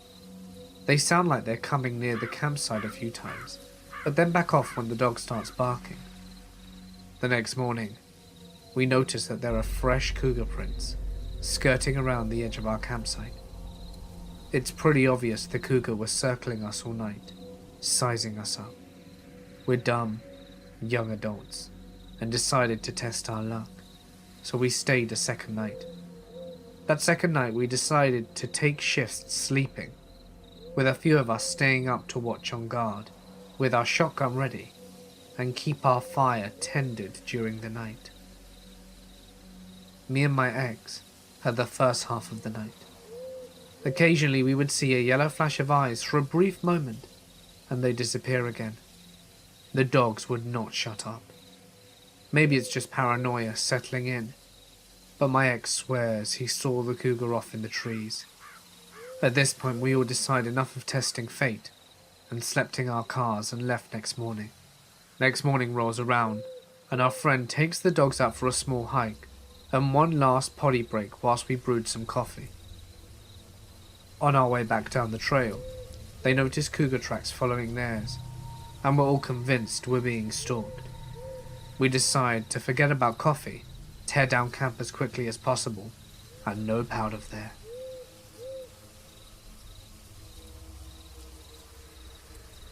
An old guiding buddy of mine told me this story, and whilst I wasn't there myself, this happy-go-lucky hyper fella got really pale and quiet telling it. He would only tell it to me during the daytime after weeks of badgering, and it was the only time I saw him scared in all the months we spent leading a group around Appalachia.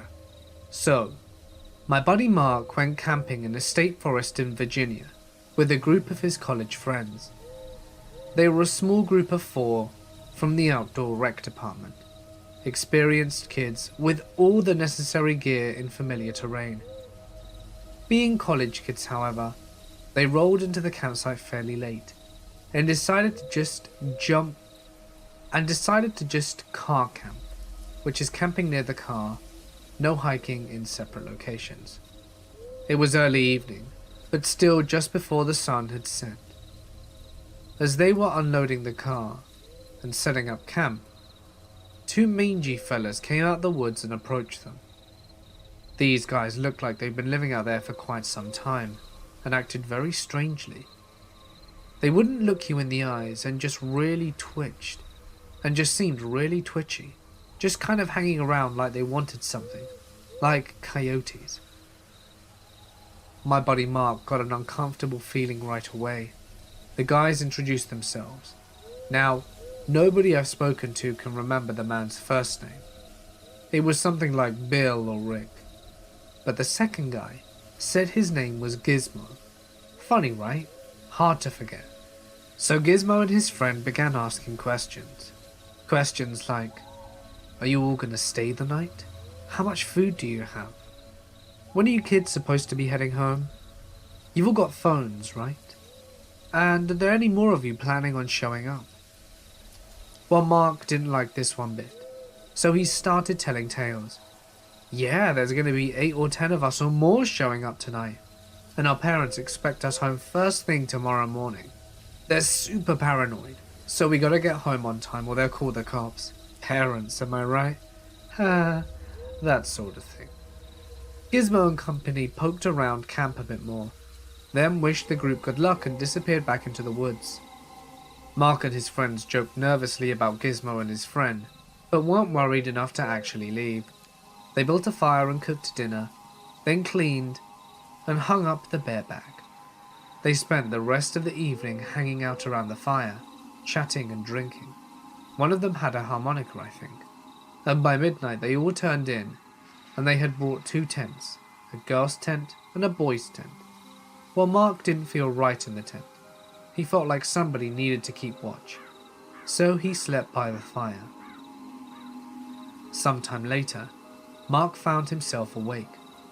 The fire was dying when he opened his eyes, and he couldn't see much beyond the campsite, except for one bright burning spot. There was a light out in the woods. It bobbed along at chest height, occasionally disappearing behind the trees, sometimes pausing. Whoever it was a good distance away, maybe 100 yards or so, and he followed it for a while until it went out. He stared into the darkness for a long time, until eventually he fell asleep once more. Suddenly Mark woke up again, this time in a panic. The fires were down to embers, barely glowing. He opened his eyes to see the strange light in the forest was back, and much closer now. He could see now it was from a lantern. He watched as the lantern carved a smooth perimeter around the campsite, occasionally going out, always reappearing a short distance away. Mark pretended to roll on his back in his sleep so that he could watch it. It circled the campsite twice, getting closer each time. The strange thing is, There were no sticks breaking, no leaves crunching. Somebody trapezing around the dark woods that close should have made a lot more noise. Whoever it was trying to be really quiet. Mark lay there, tense and unmoving.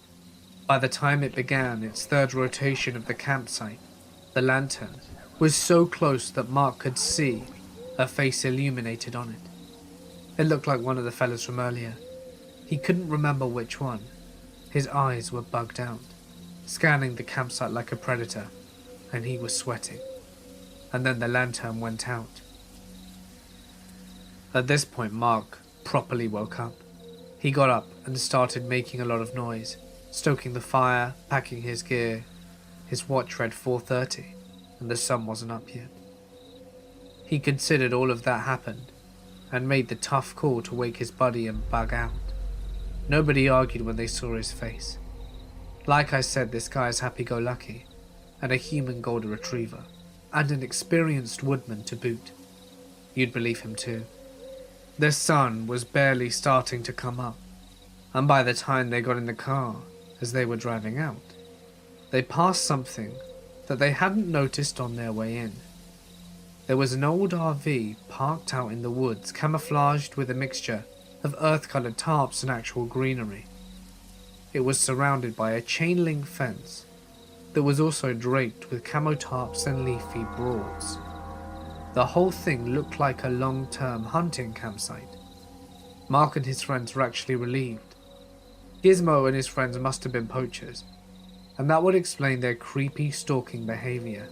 They had been trying to scare kids away from their campsite, Scooby-Doo style. Still cautious, they hightailed it out of there and counted their lucky stars that they weren't deer.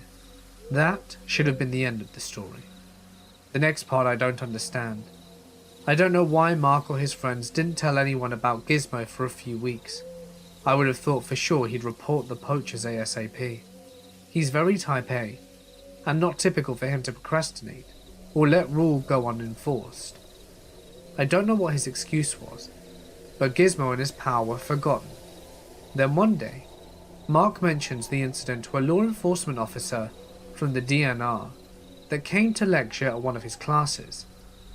She asks casual questions, just to be polite, but then stiffens at the mention of the name Gizmo. "By any chance do you remember the other guy's name?" she asked. "No, it was something normal, but I don't remember." "God, they always say that," she replied. Turns out that part of this woman's job was investigating the murders that occurred in Virginia state forests. Most are body dumps for crimes that occurred elsewhere, but over the last decade a series of unsolved cases, stretching all the way into West Virginia, had targeted what appeared to be random unrelated campers. But when they interviewed other campings in the area around the time of the murders, they all mentioned the same uncanny details. They had all been approached by an individual named Gizmo, and another man who nobody's name they can seem to remember.